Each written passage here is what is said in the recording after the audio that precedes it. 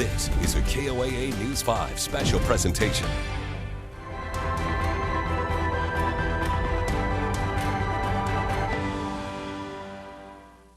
Outrage and sadness being felt in Florida and across the nation today as we all come to grips with another horrific school shooting.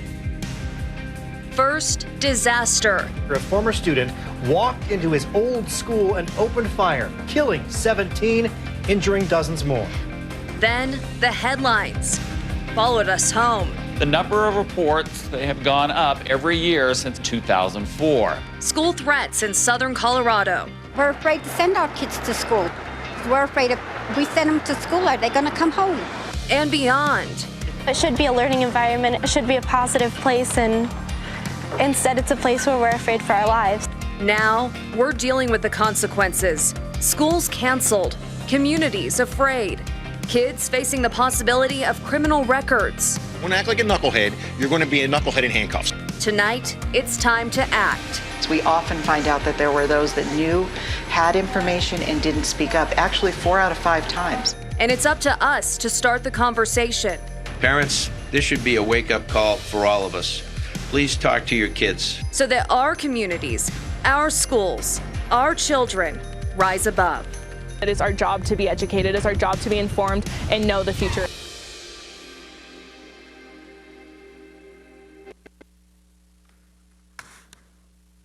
Hey, my name is Venkat Reddy. I serve as the Chancellor at the University of Colorado, Colorado Springs. On behalf of our students, faculty, staff, and alumni, welcome to the University of Colorado, Colorado Springs campus. We are pleased to share our space in this wonderful new in-center for the arts for this important community conversation that we are co-sponsoring with News 5. We at UCCS share in the community's concern and alarm over the latest school shooting in Parkland, Florida, and over all such horrific events. We felt the pain of random violence personally when our own police officer, Garrett Swayze, was among those killed in the Planned Parenthood shooting in November of 2015. And we have more than 500 students enrolled in our undergraduate and graduate teacher education courses. We want to send our new teachers into safe classrooms where they can do their jobs without fear. We want our classrooms and campus to be safe for our students as well. Public safety for students, educators, and staff is an important issue for us and for everyone in our community.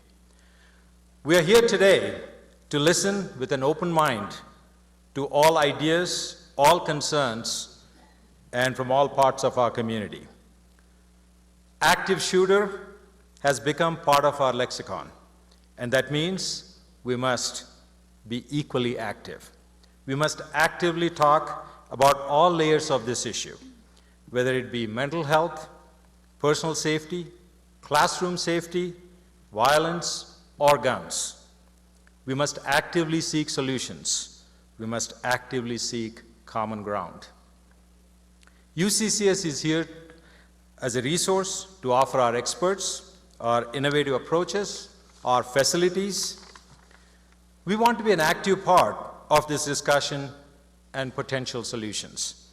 The University of Colorado, Colorado Springs campus exists because of the community's advocacy.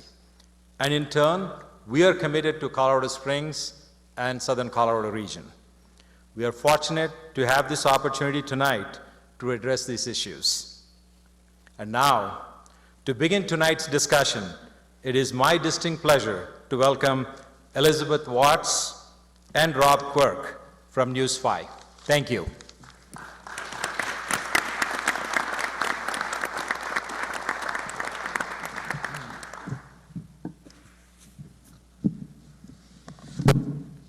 Good evening.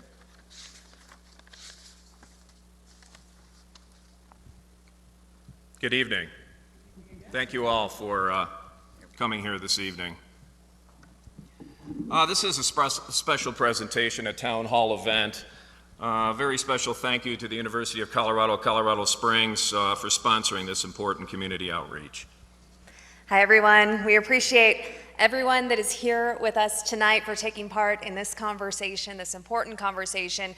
We appreciate everyone in the audience for coming out and those tuning in to KOAA News5 and KOAA.com. Yeah, also on YouTube, and we're also on the News5 app. And again, just a reminder, we're going to be live during our 6 o'clock show from 6:30 to 7, and then we're going to transfer to 5.2 from 7 to 9 to continue our program there. Tonight's town hall, it is a collaborative effort, obviously. News5, we reached out to school districts, law enforcement agencies across southern Colorado that are represented here to talk about, sadly, a very drastic rise in school threats. It's something that's happening across the country. We want to do something about it here at home. This is where it matters. This is where we can make a difference. And reports nationwide, they vary a little bit, but all show staggering numbers in the hundreds of credible and non-credible threats made to schools just since the deadly shooting in Parkland, Florida last month. Now, one thing our schools and law enforcement officers have made perfectly clear, that if a threat is made, it's going to be thoroughly investigated, no matter what. And we're seeing a strain on resources, as you might imagine, both the school districts and law enforcement.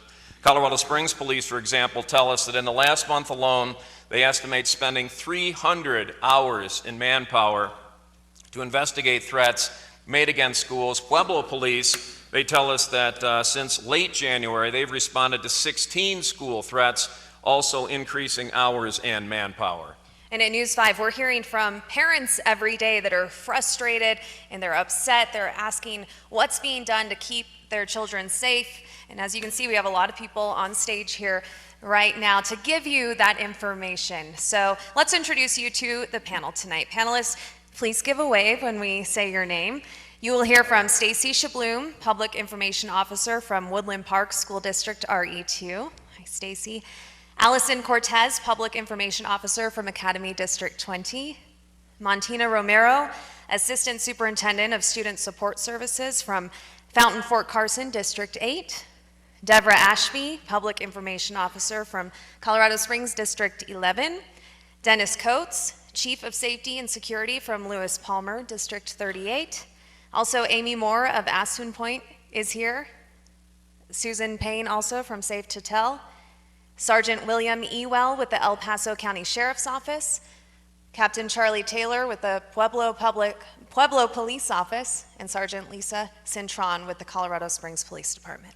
Now, obviously, we have some other guests with us as well who are going to weigh in from time to time this evening as well. We want to thank them all, and not all districts could be represented on the panel, but many others are here on stage with us tonight. You'll see representatives from, obviously, Springs School District 11, Widefield School District 3, School District 49, Pueblo City Schools, and the Harrison School District 2, Academy District 20, Ellicott District 22, Woodland Park School District RE2, Cheyenne Mountain School District 12, Fountain Fort Carson District 8, Manitou Springs School District, and the Fountain Police Department also here with us tonight.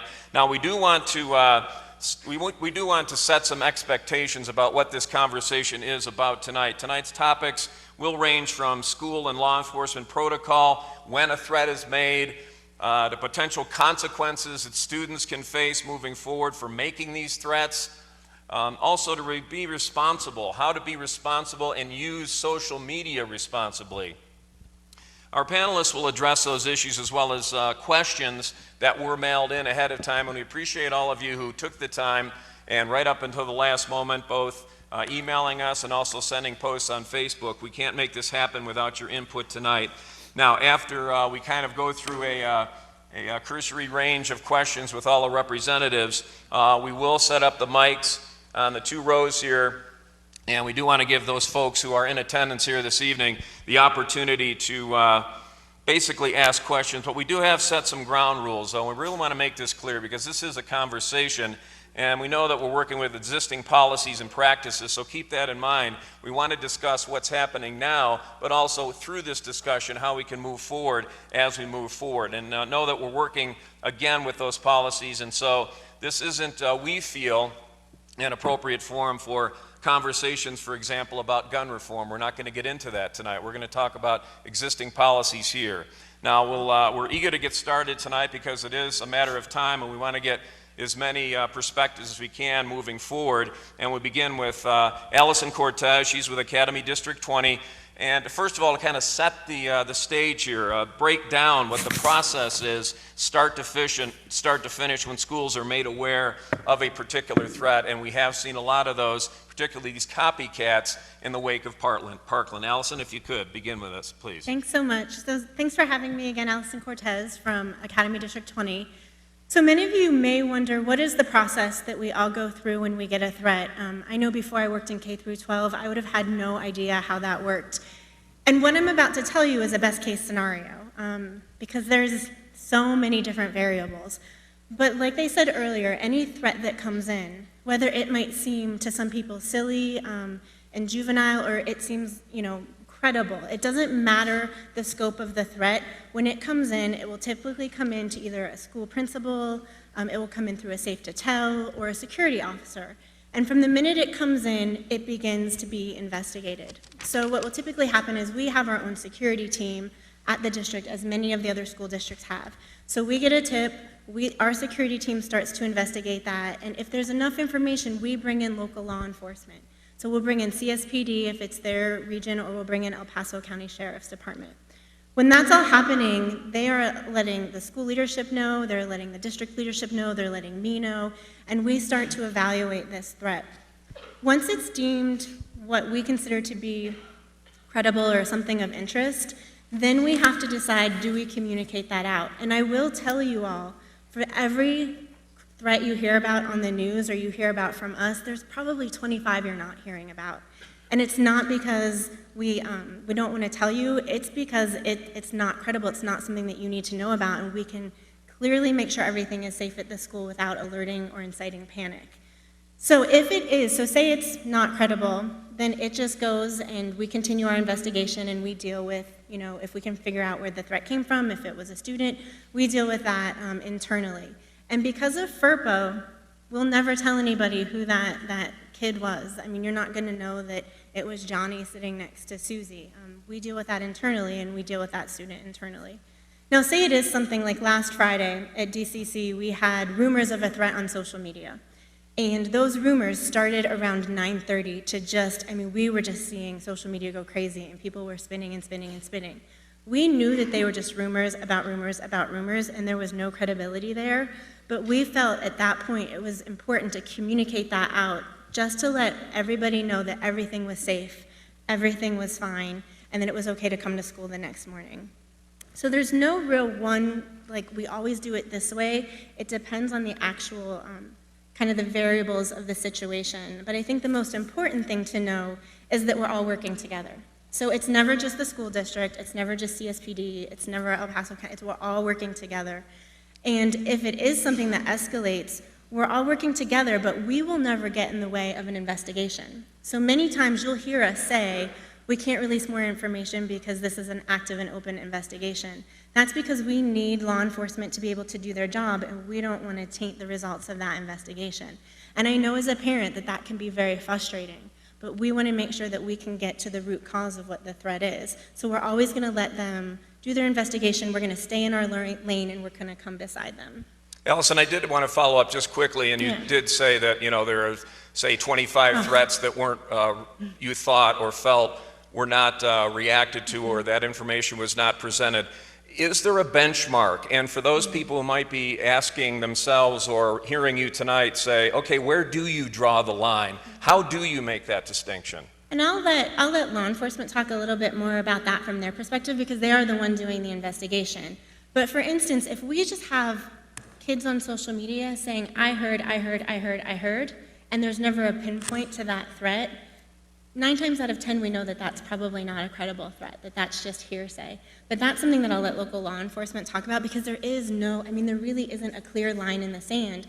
It's all about what information we can gather to figure out where that threat was coming from. And to talk more about that, I think what's important to know is if you hear something, if you hear your students talk about something, they can anonymously put it in a safe to tell tip. And we love that, and we love a lot of information that comes through there. Put as much as you can. But the other thing we also love is reach out to us. Reach out to local law enforcement, reach out to our security department, because then we can really start to put that investigation on a fast track. And we don't have to go through all of those social media channels to find out where that threat is coming from. Okay, but again, we get a lot of feedback from parents who are going, well, why did we hear this? Why didn't we hear that? So thank you for that. Stacy Shabloom, representing Woodland Park School District 2.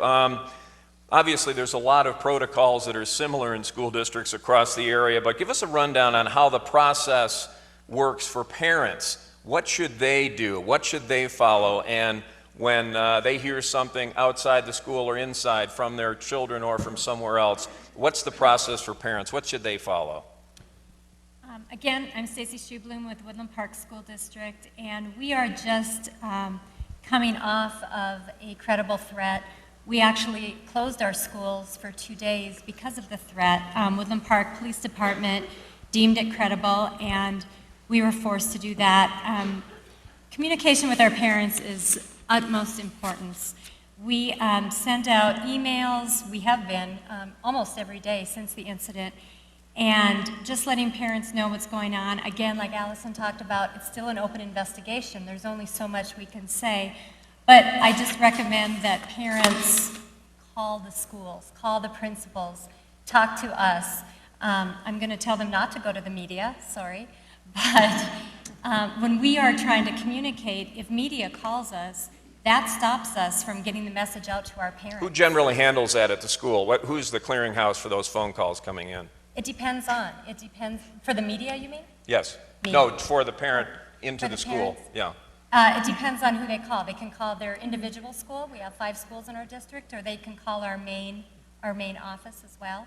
But then again, you know, if your school's on lockdown or if the school is canceled because of a threat, we just encourage parents, don't call. No one's going to answer your phone call, because staff is also, you know, our security of our staff is also important. And so if there is something actively going on at the school, no one's going to be able to be answering the phone. And I just encourage parents to talk to the school, to talk to the police department, safe to tell if there's any tips. Social media, it's, you know, it's good and bad. It works with us, it works against us in so many ways. So we just encourage that two-way communication. And again, with social media, we encourage our parents to talk to their children. They need to know what accounts their children are looking at, what they're doing on their social media. That's so important to talk to their kids. Thank you, Stacy. Let's get to Deborah Ashby now with District 11. And Deborah, can you go over some of the terminology that we hear when it comes to these school threats, and then again, how can parents and the public find out more safety information when this kind of stuff is happening? Absolutely. Well, in District 11, we sort of have a unique circumstance because our terminology is a little bit different than surrounding school districts. So you may hear the term lockout in other school districts. In our district, we have lockdown and we have shelter in place. So in a lockdown situation, it's pretty much business as usual inside the school, but the school is locked and there's only one way in and one way out, and that's through the front door, with the exception of any kind of fire emergency. So that the front office can keep tabs on who's coming in and out. We just recently had a domestic situation that caused one of our elementary schools to go on lockdown, where a parent had made a threat against the elementary school. So immediately law enforcement notified us and we were able to lock the school down so we could keep tabs, because the last thing we want is an irate parent who made a threat coming into the school. So we will be aligning with the other school districts as we align with CSPD in our terminology, and we'll be going to a system called the I Love You Guys system, which is similar terminology as other school districts in the area. And just so that you guys know, Allison talked a little bit about FERPA.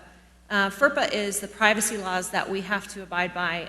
Obviously, if a child gets into some significant trouble, we can't release discipline consequences regarding that specific student, even though that's the first thing, and I as a parent completely understand, is that student going to come back to my school?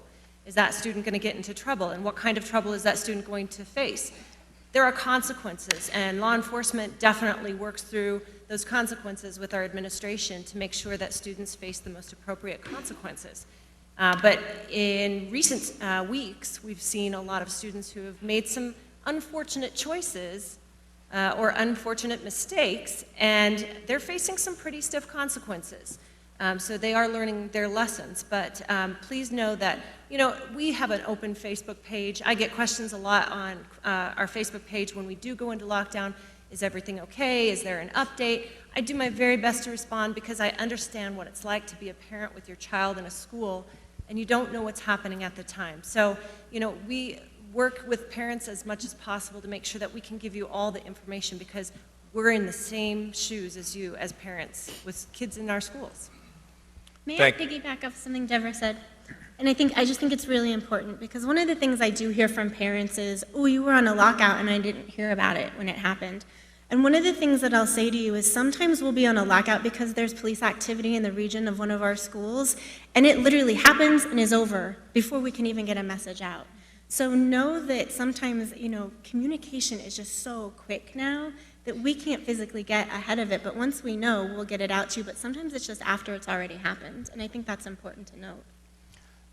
So you have the tools in place, the resources available. Let's talk about the resources that are available. I know that it's different for different school districts about what SROs are on hand, the use of local law enforcement, that sort of thing. If I could quickly get a comment from all three of you just about how your particular district works in terms of what relationship you have with local law enforcement and how that works, and does it change at all during the course of an event or from week to week or day to day? Deborah, let's start with you again. Absolutely. We love our local law enforcement. We work very well and have great working relationships. A lot of our security staff is former law enforcement. Our security director here tonight is former law enforcement as well. But the very first thing that we do in a high school, the SRO is involved. And so our school resource officers, who are also CSPD police officers, are heavily involved when there's an investigation. In fact, they'll often come to us with the situation. So we begin with the SRO and work with them. We also have a great working relationship with El Paso County Sheriff's Office. Even though we are the Center City School District, we still have that relationship with plainclothes deputies who will come into our building. They'll try and find access through doors that are open or access as plainclothes individuals. And if they make it to the principal, they hand the principal a card and they say, you've been compromised, let's talk. It's another way that we're checking and rechecking to make sure that what we're doing is enforced and make sure that staff is aware there may be some areas that we need to work on. And Stacy? Yes, we have a safety and security officer, Sean Goings, who was law enforcement before this. We have SROs, we have campus monitors. We also have volunteers in our school, the watchdogs, which are dads of good students, and they are there to help volunteer and just watch out for things. The last couple of weeks, we have increased our security, and Woodland Park Police Department has been amazing in offering their assistance. Teller County Sheriff has helped with our school out in Divide and just kept our increased security in check at all of our schools. The Woodland Park Police Department, we work very closely with them, and they offer any help they can. 2 days after the incident in Florida, we actually had a fire alarm pulled at the high school. So people were pretty nervous about that, and our police department and our fire department got to the high school within minutes. It was amazing. So we had that support. Just as a matter of budgeting, et cetera, are you all satisfied that enough money is being resourced for, or is it something it's like every other budget item has this come to the top of the list? Have things changed from your perspective? I want to address that because we just passed a significant mill levy in our district, and that, thanks to the voters, will provide school resource officers in all of our middle schools, something that we had a long time ago but had to be cut due to lack of resources. So we're starting to see that come back and be top of mind with our voting public. And just as far as other districts that wouldn't be able to budget something like that, is that something, Allison, if you want to weigh in on this, that you feel should become a priority, that some of the expenditures need to maybe shift into that area? But I know there's a lot of things on the budget plate. I think what's hard about budget is when you look at the state of Colorado, we're 47th in the country, 48th, something like that, as far as funding to education. And so when you're looking at budgeting, it becomes really, really, really tricky, right? Because we always want to make sure we have learning environments where kids can learn. We want to make sure that those learning environments are safe. And with a limited budget, where do you draw the line? And you always have to talk to your constituency. I mean, that's something that we each have to talk to our voter base about where do they want to put those resources. Are you getting more feedback, would you say, from parents saying, wait a minute, we don't think there's enough money being spent, or is there a way to gauge that? We personally have not heard that, and I think it's because we do have great partnerships with CSPD. We do have SROs, we have armed security. We have our own armed security, just like Deborah said, that works in our schools. We've got entries where you have to be buzzed in. Not only that, but we work so closely that we do tabletop trainings with our local partners. So if you don't see them, it doesn't mean that we're still not doing other things. We're going through tabletop exercises yearly. We go through reunification and mock emergencies once a year where we're busing kids off of a campus to get them to a reunification. So there's so many things that we're doing. We personally haven't, at least we haven't heard it at a mass level. Doesn't mean that there's not parents that have said maybe you should spend more on security, but we haven't heard it at a mass level. All right, thank you. And we have another viewer question. I mean, most of us grew up with fire drills, maybe extreme weather drills, Right. but we're in the day and age of active shooter drills. So can one of you explain to us just what those involve and how often kids go through these kind of trainings now in school? I'd like law enforcement to discuss their angle of the active shooter. You think that's a law enforcement question? I can talk a little bit. I mean, not even just at a K through 12 level, at a university level. So I used to do PR at UCCS, and we would go through full-scale mock emergency exercises where fire, police, sheriff, PIOs from the university, PIOs from the local nonprofits around the university would come together. And I've seen that at every level. I've seen it at the university level, I've seen it at the community college level, and I see it now at the K through 12 level. So those exercises are being taught at a mass level with the organizations, and then the individual schools, because we're site-based, we have guidelines. We have regular fire drills, we have lockout drills, we communicate with our parents when we have those. So we're doing those things very regularly so that they can be prepared. Thank you. And at this time, as I mentioned at the top of the show, our first half hour of our special town hall meeting here was being carried on News 5 at 6 from 6:30 to 7. So I wanted to inform those folks who are tuned in on News 5 that we are now going to switch over to 5.2. We have the information on how you can switch over to that on our website at KOAA.com. Also a reminder that this forum is also being aired on YouTube, also on our News 5 app. Also, we're Facebook Living this as well. So if those in the TV watching and online audience are tuned in, or if you're watching on TV, you can switch over now, and we're going to continue our discussion. All right, and let's get to our law enforcement officials who are here. Remember, once the school districts are made aware of a threat, they report that information to the appropriate law enforcement agency right away, which takes over the investigation. And tonight we have Sergeant Lisa Cintron from the Colorado Springs Police Department, Captain Charlie Taylor from the Pueblo Police Department, and Sergeant William Ewell from the El Paso County Sheriff's Department. And they're going to talk to you about how the process works on their end. Whoever wants to start. Don't be bashful. I'll start off. So I'm just going to piggyback on what she said down there earlier. Our process is cohesive with the school districts. A lot of the times we get the information, a lot of times they get the information. And once that is passed on to us, when it gets to the question of credible versus non-credible, it's all based off of evidentiary value. So it's a matter of locating the primary port of origin for that threat. Sometimes that can take a half an hour, sometimes that can take a week.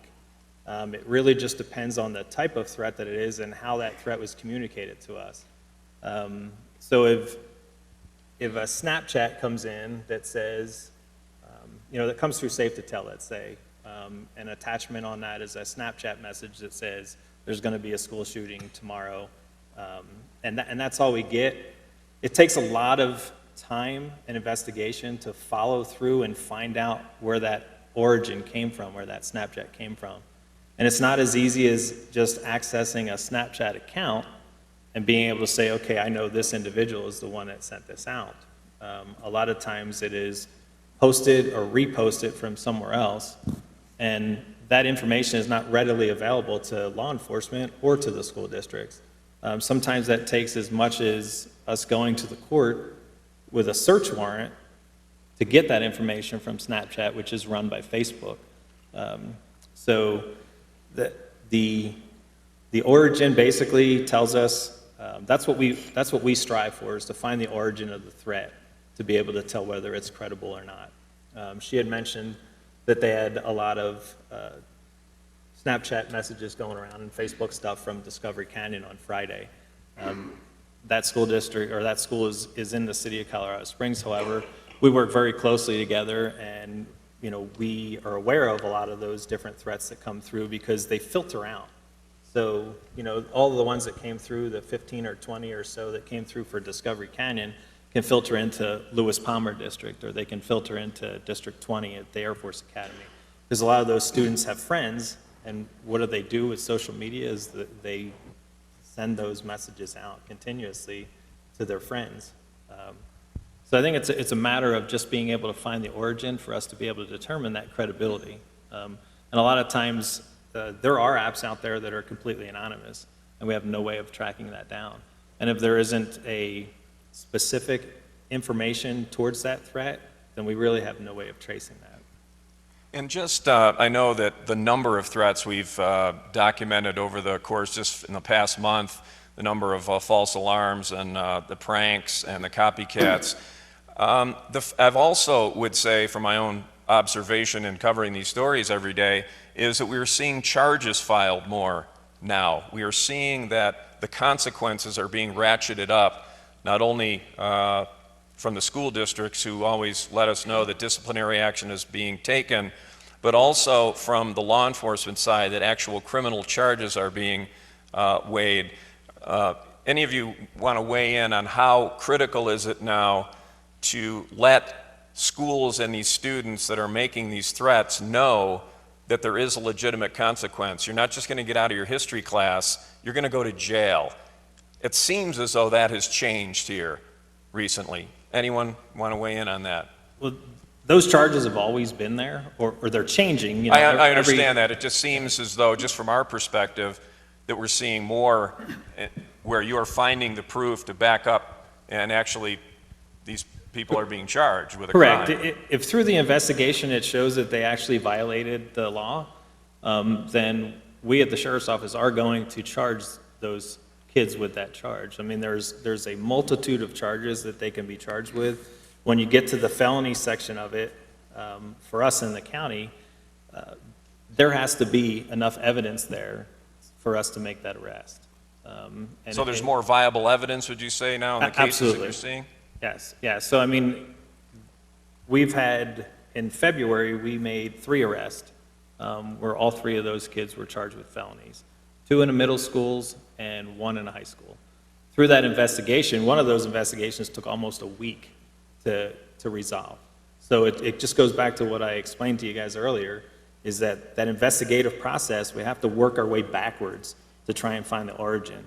And once we find the origin, or the person who is responsible for that initial threat, and are able to determine the credibility of it, and to determine whether it meets the criteria of the statute, is what determines whether they are charged or not.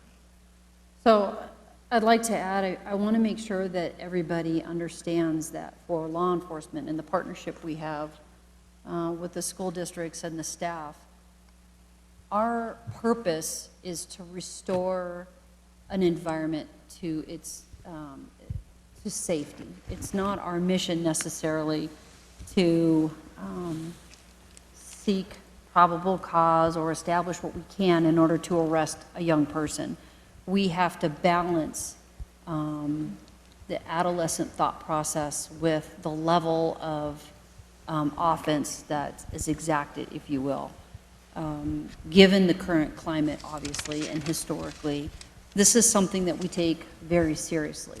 I want you all to understand that every threat that comes in the smallest or slightest mention to the most serious, is investigated at onset. Regardless of how it's initiated, whether it's through Safe to Tell, whether it's via social media. A parent says that the kids have been talking about it at home. I want you all to understand that we investigate them all the same. It's all equally important, and it's not our mission necessarily to go out and arrest every 11, 12, 13-year-old that has initiated some of these threats. And I'm purposeful when I give you those ages. But I will tell you that we feel very strongly that the message needs to be understood, even from a young person, that there's a reason why that's so serious. So we vet it very, very carefully with a lot of significance and a lot of thought. So.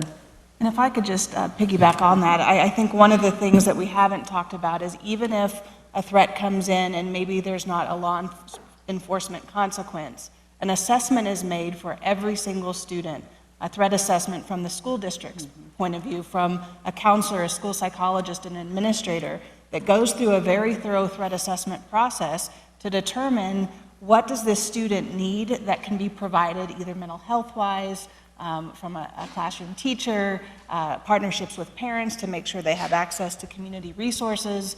And so there's a piece of an assessment that is not an investigation that allows you to understand why potentially that threat was made and what can you do to intervene to become preventative. Because prevention is our very best tool around threats. And so if you can get on the front end of threats by assessing students, and recognizing when there's patterns of behavior, even if they don't rise to the level of law enforcement consequences, and you can look for patterns of behavior to prevent future threats, I think that is a way that school districts partner with law enforcement on the education side. In Parkland, for example, a big story after the shooting there was the missed red flags, the missed signs. How would you characterize your ability to see someone, analyze someone, and make a determination that this is something that either needs more, a closer look or not? I think the key is to assess every single threat. So even if it appears to be something that's minor or appears to be a student just making a comment out of the blue, that you assess it and you use a rubric that allows you to determine a variety of things, not just the statement that was made, but what are the other pieces of that student's life that may be contributing to making these statements? Because oftentimes students are making statements for attention, for they're lacking something in their personal life, and we need to help reinforce that so that they don't go further down a path of dangerous behavior. So using that opportunity to use a valid assessment process and doing that every single time the exact same way gives you information, and you can start to identify and track in your student information system whether a student is exhibiting threat assessments along with behavior that might be dangerous, along with failing grades. I mean, there's a variety of things that may contribute to you putting more supports in place for a student, and allows you to communicate with each other in a more efficient way to recognize validity of certain threats. So I think it's a balance of investigation and assessment from the mental health perspective that really allows you to understand a student's need. So I think just doing it the same way every single time, not straying from that and being committed, consistency is definitely your friend in this area. But Rob, I would add, I'm Peter Hiltz, I'm the Chief Education Officer in District 49, which means I've sat in on expulsion hearings. And I see a lot of Facebook posts when we have any kind of a threat. One of the first responses from our community is expel that student permanently. And I'm looking you all in the eye. Expelling students doesn't necessarily make us any safer. The student in Parkland had been expelled. So part of what we're here to say is that this is a larger community issue. If we just displace a really troubled child into the community and we don't have wraparound services, then we're putting you at more risk, putting ourselves at more risk. And so some of the obvious answers get more problematic if you actually try to put them into practice. And expulsion is one, it's kind of a reflex, but it's not a reflex that works in the long run. So that's part of why we're so emphatic about the importance of mental health care, preventative health care and recognition, but we also have to care for the students that are under threat and even the threatening student going forward. And one of the biggest things we hear from parents is they're impatient about getting the information that's going on. They're impatient about any punishment that's brought down. They're impatient about any criminal charges being filed. But I think it's important that everyone here tonight hear exactly how long and tedious this process. I mean, we're, accuse ourselves of ADHD sometimes, and we get so wrapped up in we got to know now what's happening. We don't want to wait. But it seems that patience has to be the benchmark for both the parents, the students, and obviously that's patience as part of the process. Please. I know recently there was a lot of publicity about the 3 students that were arrested shortly following the Florida incident. I have confidence and faith in a lot of the people on the stage that those were happening before Parkland, and they'll continue to happen. Just there's unfortunately times kids make poor choices and face criminal and school consequences almost on a daily basis. So those decisions are being made constantly. They're just not always in the front of the newspaper. Or TV. Or TV. We got a parent email, my daughter's D60 school does not have a school resource officer there at all times. That officer apparently is supposed to be between multiple schools. How will police be able to stop threats before they escalate without an armed security guard there at all times? And is it possible to have, we had other parent questions, is it possible to have a police officer assigned to every school? Captain? Well, certainly that's a budgetary question that requires a lot of money. And certainly having an SRO at your school, I think makes the school safer. However, I mean, that's an individual. So at least I know where we are, we're looking at the system. So instead of just relying on one individual, trying to rely on the system, as you heard earlier, making sure the doors are locked, making sure that the students know how to react, and empowering them to do so. And also, the best first responders that we have are our teachers.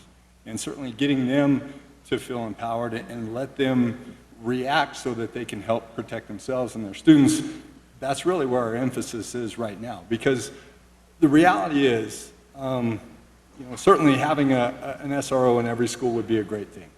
But by the time law enforcement gets there, if we're not already there, or even if they are there and they're coming from across the school or the campus, a lot of the damage is done. And so, at least in our district, I know one of the emphasis is to create that sense of empowerment for the students and the teachers so that they can protect themselves. And that takes some effort. And we know of an example in the Hanover School District. They actually are training those qualified people to carry sidearms in that school. Is that something you advocate? I think that's going to be a little bit more of a policy decision for the district, and that's something, that's a pretty passionate debate.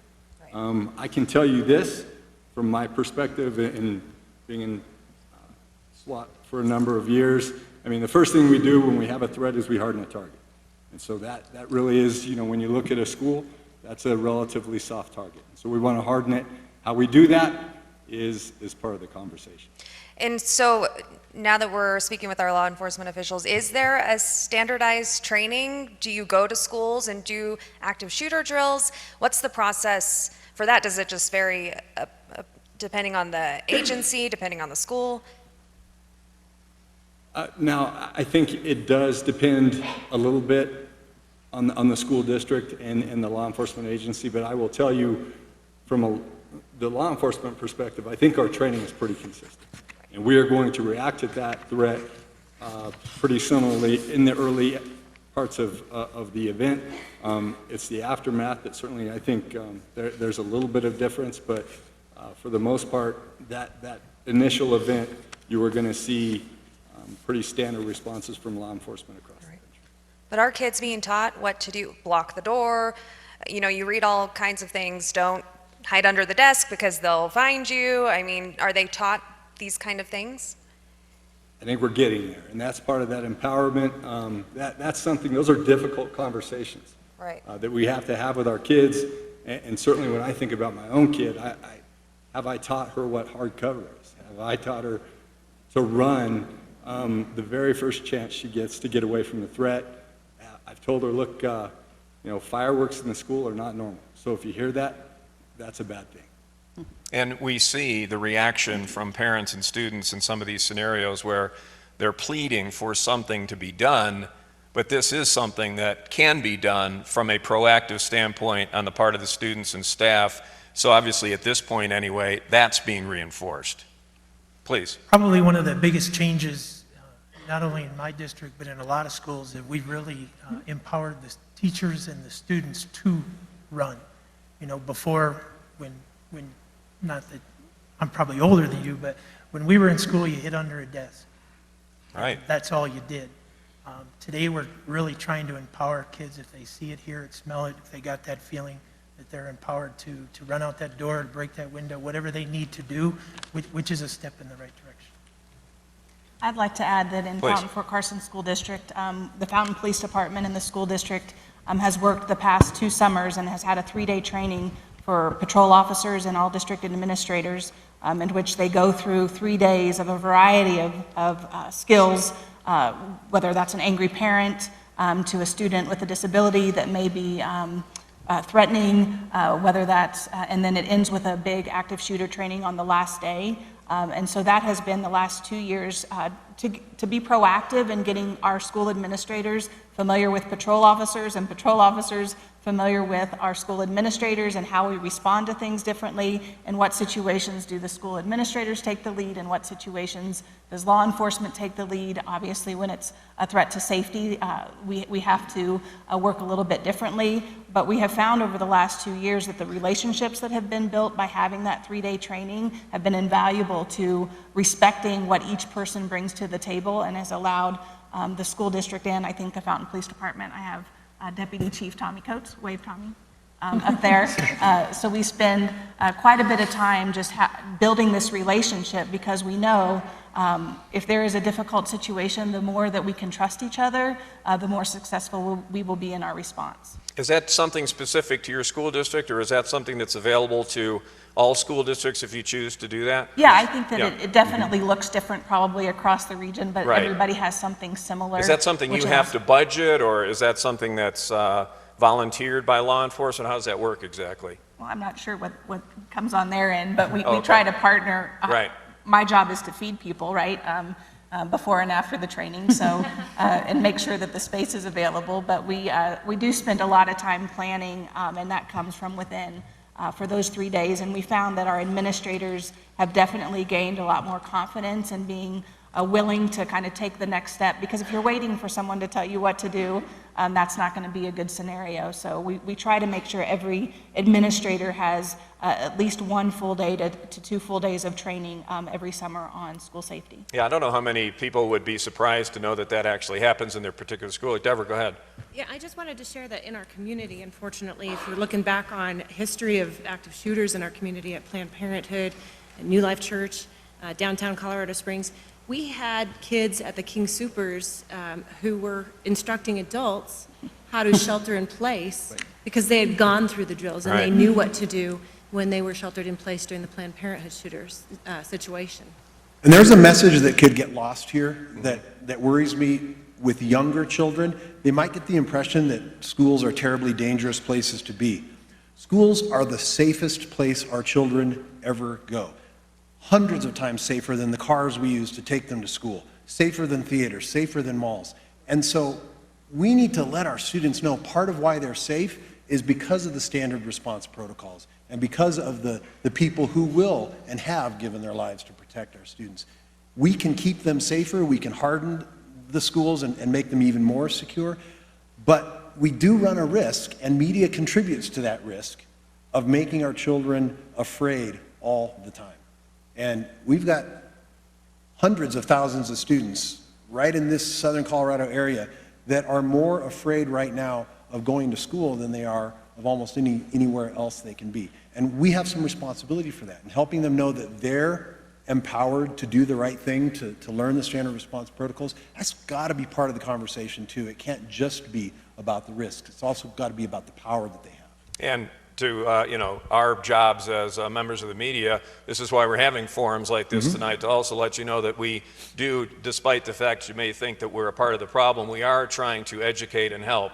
Obviously, we have a responsibility too to let parents and children know what's going on in their schools and what's going on at other schools around the country. But again, it is all a part of this educational process. But we appreciate that perspective because it needs to be put out there.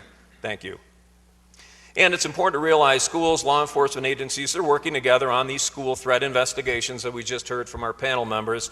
Montina Romero, we heard from Montina, the Assistant Superintendent of Student Support Services with Fountain Fort Carson School District 8, just so you know who she is. She's already spoken up, but we appreciate you being here. And Dennis, Chief of Safety and Security with Lewis Palmer, District 38. And again, we have touched on that relationship that's so important, but again, some early questions that we're getting from our viewers, and one of them, and this is a controversial one, but I know it is being implemented in schools, the use of metal detectors at schools. Is this something that you believe is a part of this process, the reality of what we're dealing with now, and is it something that local law enforcement supports as well in helping this relationship? Either one of you weigh in on that, please. And if that is the case, just explain to people where you stand as far as the district is concerned on the metal detectors and what feedback you might get, from students or from law enforcement. I think that when we think metal detectors, that's a first thought that comes into a lot of people's heads. And I've probably received 50 emails with the word. Is that perpetuating the message he just said about schools aren't safe, do you think? I think all of us want our daily homes to be safer. I think we want our car trips to be safer, and I think we want our schools to be safer. So I have no problem with, I think we should always be looking to be safer. But the one thing about metal detectors that I think each community would have to weigh is, besides the budgetary issues, is think about when we go to DIA or the courthouse. I mean, you're taking off your shoes, you're taking off your belt, you're emptying your pockets, you're emptying your backpack. I mean, is that what we see in, with 1,100, 1,500 students walking in every morning? The other part of it is it only works on the door that you're walking into. So to think that that's going to be a solve-all issue and to put all your financial resources into that, and then what are you going to do when the metal detector does go off? You need resources there to search that backpack, to search that thing.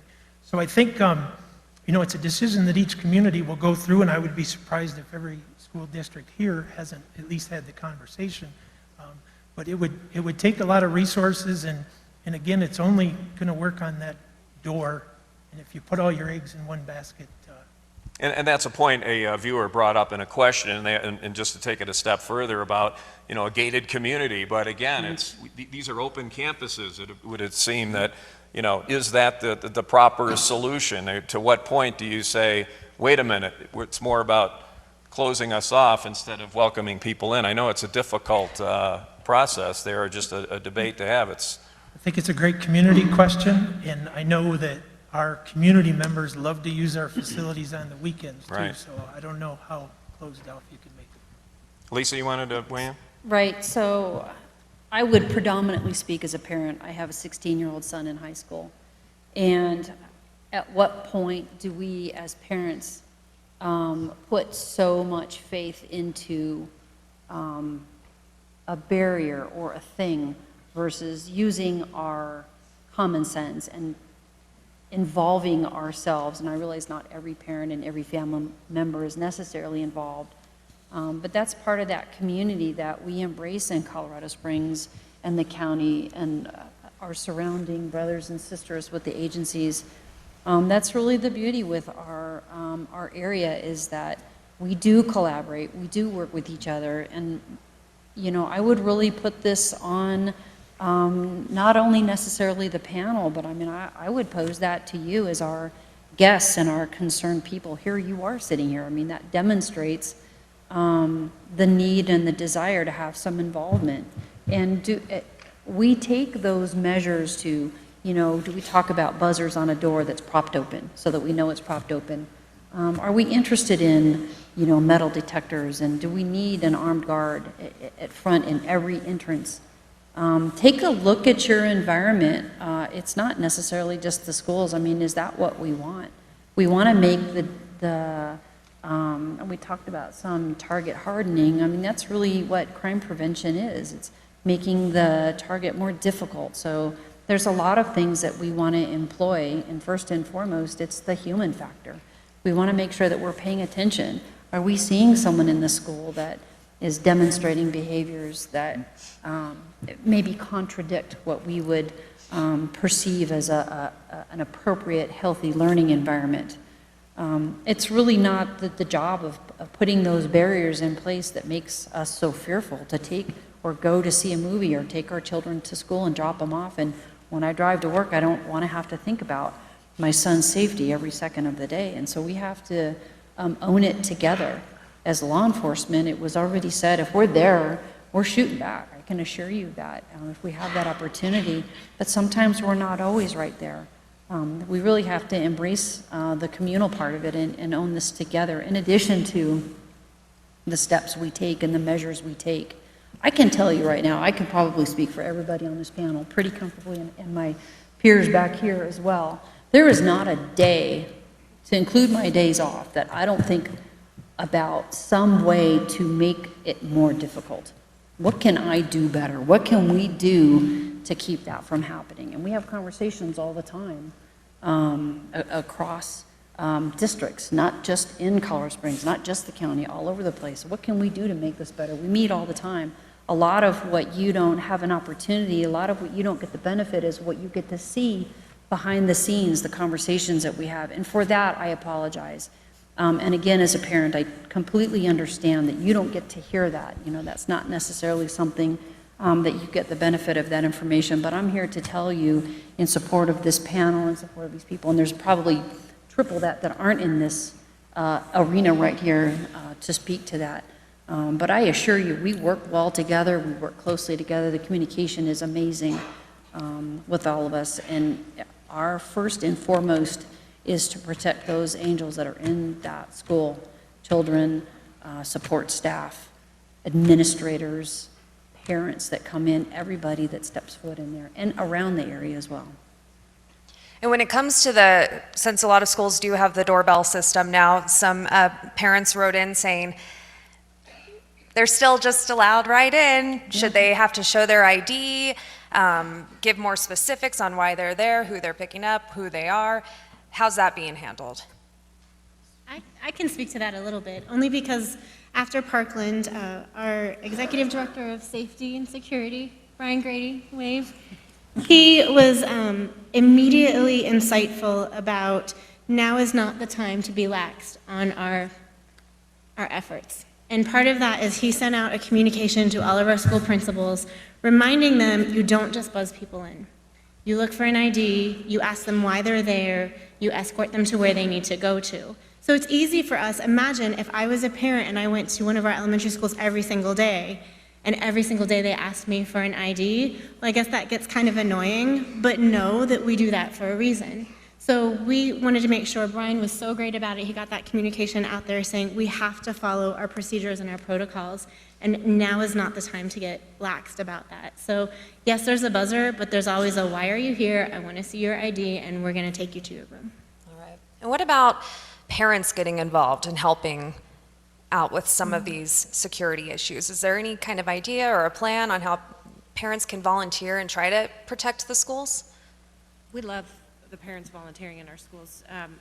Obviously, parent involvement helps in all sorts of areas, academics being primary.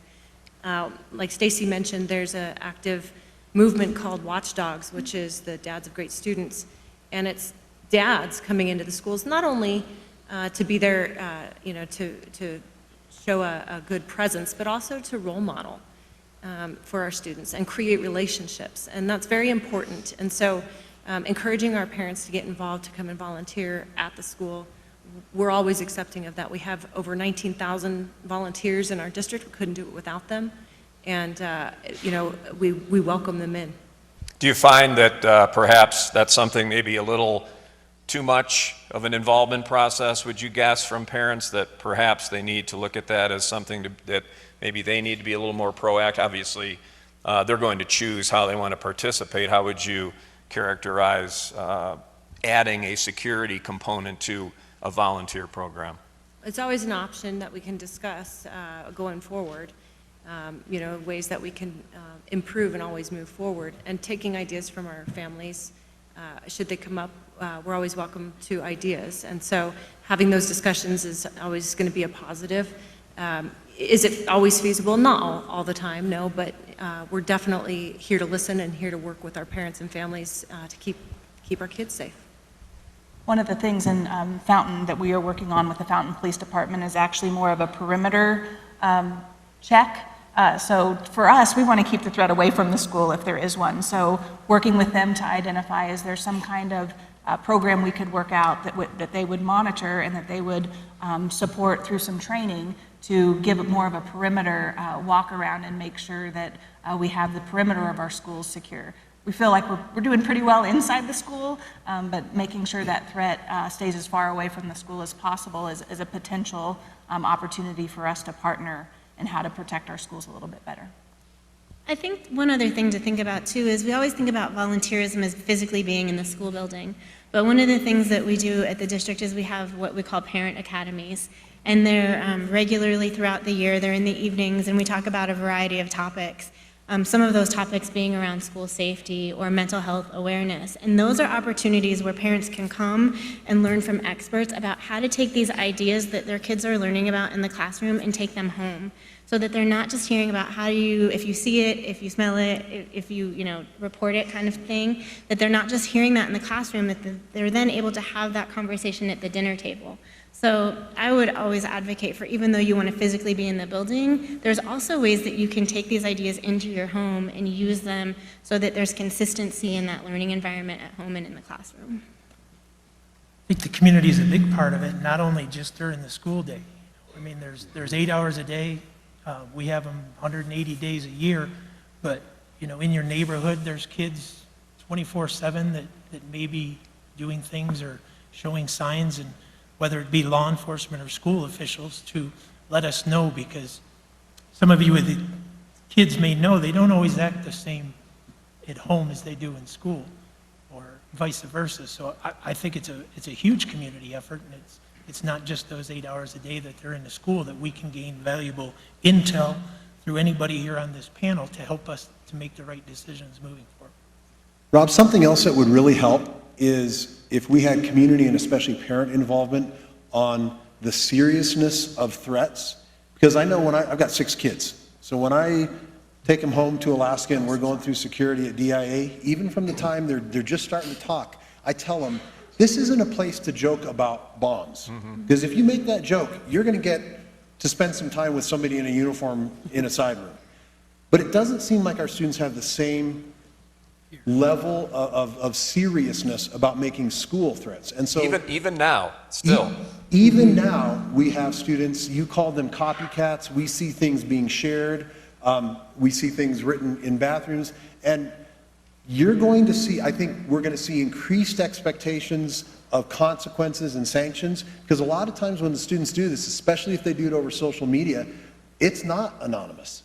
So their peers know, and the parents of their peers know. So I think the expectation is rising about parental notification, and I think the tolerance is shrinking. And so I think this is a conversation we can be having with our children, because even those adolescents that think they're making a joke, not only do they have personal consequences for that, but we're wasting tens or hundreds of hours investigating these threats, and that's hours that we're not spending training or drilling or building relationships. And so I think that's a larger social message.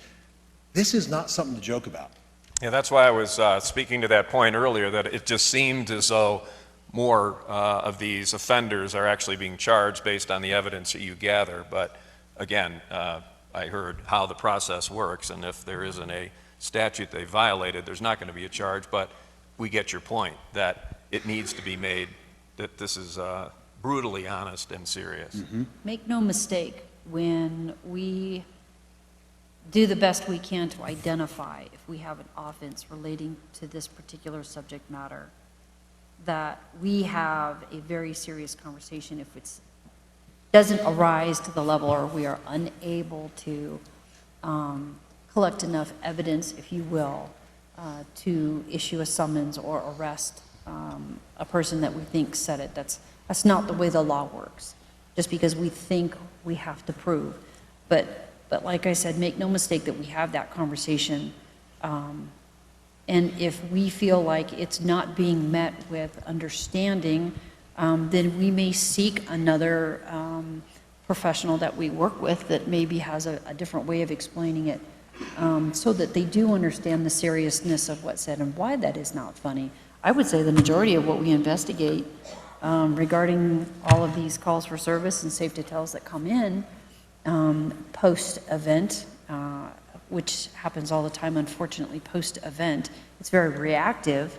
Most of these comments that are made are in jest and or to attention get in some fashion. So just because we can't prove or establish a point of origin, if you will, or how it was initiated, doesn't mean that we don't have multiple conversations. I mean, there's been a lot of conversations recently with respect to that exact subject matter. And I'll tell you, not only are we having those conversations, but we've been having those conversations. So I understand that this is something that has elevated and initiated kind of a community forum, if you will, but also understand that this is something we do every day. We have these conversations every day with these young people. These SROs, they know these kids. They know their administrators. And so there's education. You know, as a parent, I'm all for, teaching moment. And I'm telling you, it happens all the time with us and the SROs at schools, in addition to the other professionals that we work with. So parents come to us a lot of times, and we touched on this a little bit, but they come to us a lot of times. My kid came home from school and there was all this extra police activity and I had no idea. And we've talked about how if it's not a credible threat, they don't get notified, but they want to be notified. They're writing in, they're asking, is there a way that you can avoid panic, but just keep parents in the loop that there are extra police officers at school today, just because there was something happening? I mean, is there some kind of system that can be put in place so that they don't feel out of the loop? That's a lot of times they come to us. Right. They're like, we heard nothing. Do you guys know what's going on? I'll go. I'll go. Let the PIO answer. It's a community discussion. It's all good. Come on. And it's nothing we haven't heard. I mean, I have to tell you, the thing to keep in mind is I always go back to no news is good news, honestly, and I know that that's sometimes painful, but we do our very best. If we go into a lockdown or if there's police activity, and this is a big shift, right, in communication at schools. It used to be the old model in K through 12 was something happened and then you got a long letter, like kind of an after action report of what happened at your kiddo's school that day. Well, that doesn't work anymore, right? Because we're living in the world of instant gratification and communication. I mean, we want it now, and we want it in 164 characters, right? That's what we want. And that is a big, big shift, and that's a cultural shift in K through 12. And so we're doing our very best that if it does seem like it's heightened, and we think, parents are gonna have some questions, we're doing our best to get at least a little nugget out there that says, we can't give you details, but know all is well. Right? So we're doing our best to do that. Do we do it all the time? No. Because there are just times when we can't get it out until it's over. And then we have to weigh, is it better to send this long email about what happened and it was really nothing? Because then we're setting a precedent that we're alerting you about every single thing, and then you stop paying attention to the communication, because then we're inundating you. So it's this really careful balance. And what I always like to tell our parents is, if there's something going on that you need to know about, and it's a heightened level of importance, you'll get an email from us, right? You'll get a little bit of communication. If there is oh my gosh, your child is in danger, you're gonna get a phone call and a text message from us, because we're not messing around. So it kind of goes back to that, no news is good news, and again, that patience that you talked a little bit about earlier. And I think it's a changing landscape in communication, and most of these school districts have one person communicating with the media, communicating with the parents, communicating with the students, and communicating with the community. So there's a lot that needs to happen in a short amount of time. And I think the most important thing to know is if your kid's in danger, we're gonna call you and we're gonna text you and we're gonna let you know that. And that's standard protocol for all the school districts, pretty much, correct? In case anybody didn't know that your process is pretty standardized across the board, that depending on the level of threat, that will facilitate a much larger or more, a message that has more information in it. But I think what's not standard is that the expectations have shifted substantially. And so we're seeing more pointed and direct questions on social media. And so the conversation is going to happen with us or without us. So you see us engaging more, engaging earlier. And as a superintendent in a meeting said the other day, our threshold for parental notification has really, really dropped because parental expectation has really risen. So we're in the middle of a change. I don't think it's stabilized yet.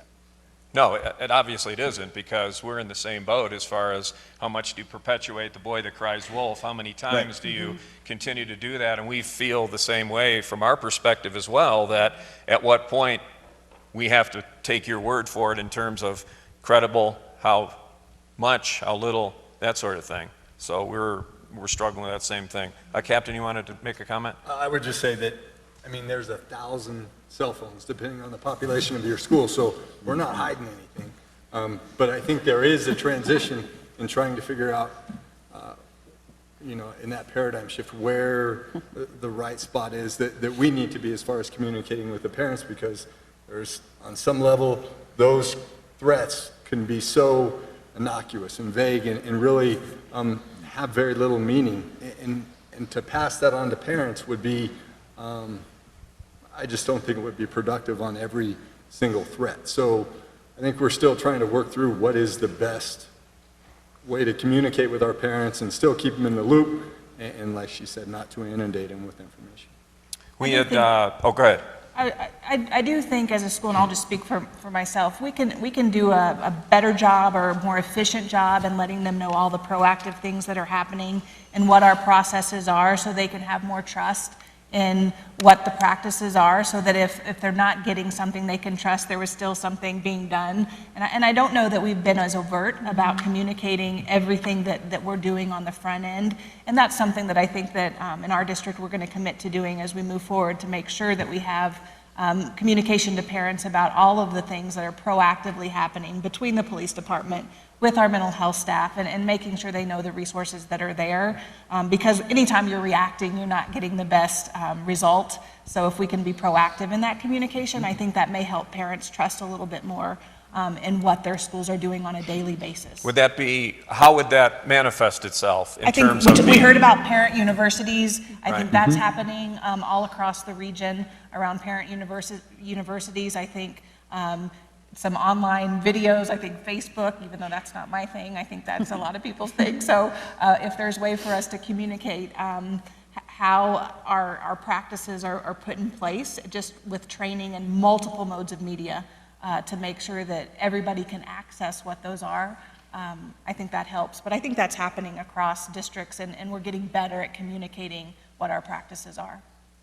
Do you find that parents are being as proactive as they should be, or do you feel that it's kind of a catch-22 situation? I absolutely think that parents do the best they can with what they know what to do. So if we can give them information on what would help us, I absolutely think parents are going to respond to that. And sometimes I hear all the time, well, why didn't we hear about that? Well, sometimes we didn't even know. So sometimes there's assumptions from parents that the school already knows this, I'm not going to call them. I would say call every single time. I'd rather hear something 50 times than none.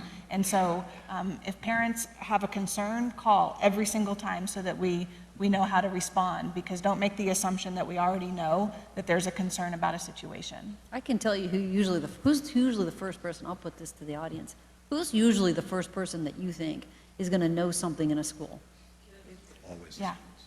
It's going to be exactly. It's going to be our student population. And so I would encourage, again, I speak from a parental and a professional law enforcement perspective as well. I would encourage the ask as a parent, the involvement as a parent, grandparent, best friend, sister, you know, the circling of all of our young people, to make sure that we emphasize to them that they know that we care. And it's okay to ask. It really is. I know the challenge is, again, having a 16-year-old. Part of the challenge is you want to allow them some independence, but you have to balance that with what's knowing what's going on and really the ask it demonstrates that you care, and part of what we can do together is pay attention to some of those things, and don't be afraid to ask, and don't be afraid to share what you hear, and don't be afraid of what you hear.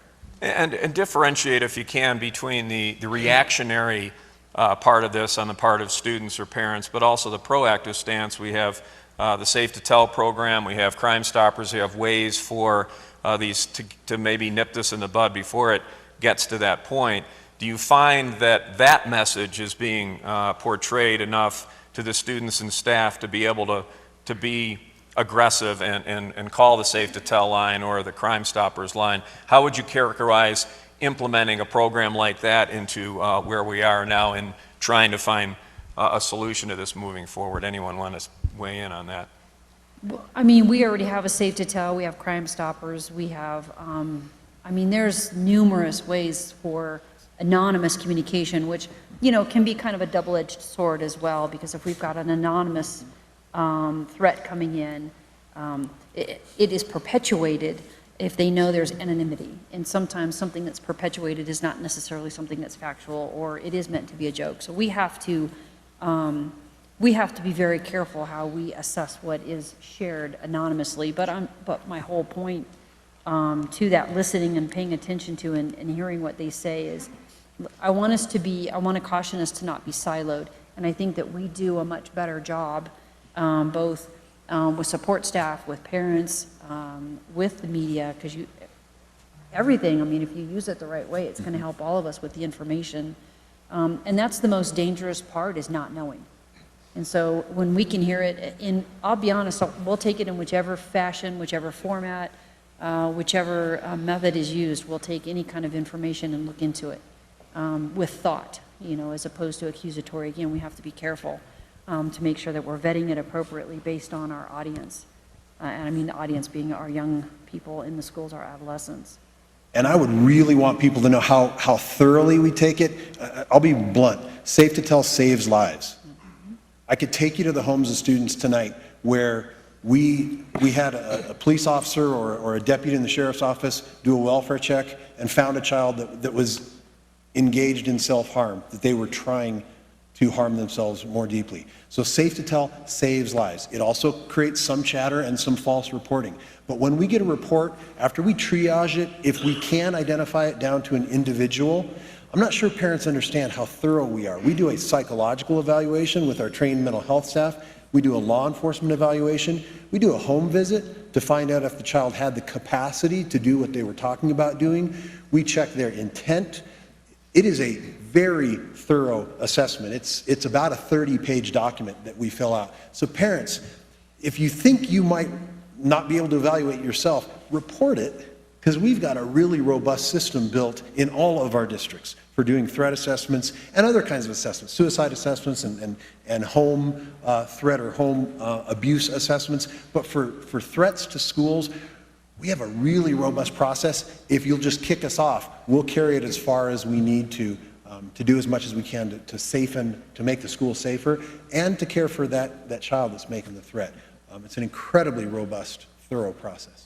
And when it comes to kids and informing them about the different resources that they have to report threats, are students in the classroom being informed about consequences if they're to phone in a prank threat, or are they informed of these consequences they could face? Because they're serious consequences. I think that word is getting out, and it's partly because of the increased partnership with law enforcement. And just to go ahead. Yeah, so in our district, our SROs partner with our school administrators anytime that we have concerns about false reporting, and we follow up as much as we need to for any given grade level, any classroom, any specific student. So sometimes that might be a school-wide discussion, and sometimes that might be a more individual discussion, but we do partner administrators with our school resource officers to have those discussions with students. And one of the key questions we get from parents, and another wrote in here this evening, one parent writes, I want to know what happens to students who make those threats. Are they able to return to the school at some point? Again, I know we've touched on this a little bit earlier, but again, just to kind of reiterate, the relationship between the school, law enforcement and a place like Aspen Point where you are all comparing notes as far as what determination is made as to the level of the threat and whether or not they do return to school. What is the standard protocol as far as reintroducing that student? And obviously, given social media these days, probably everybody on campus knows who this person is, right or wrong, it is what it is. How does that process work?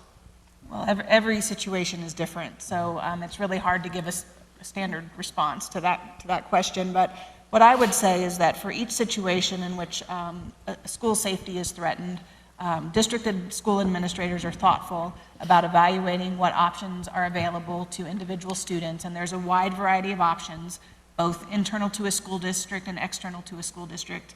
I think one of the most important things for me, I think was already mentioned.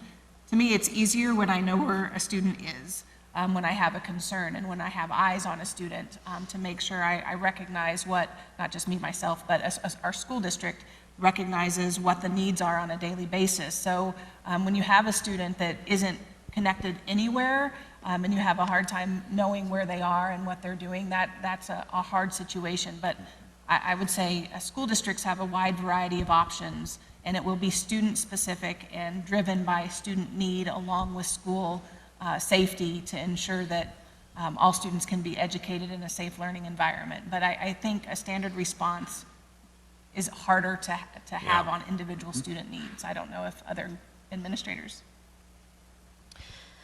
We need to talk. Sometimes that's a tough, because we can't share all of the investigation with them.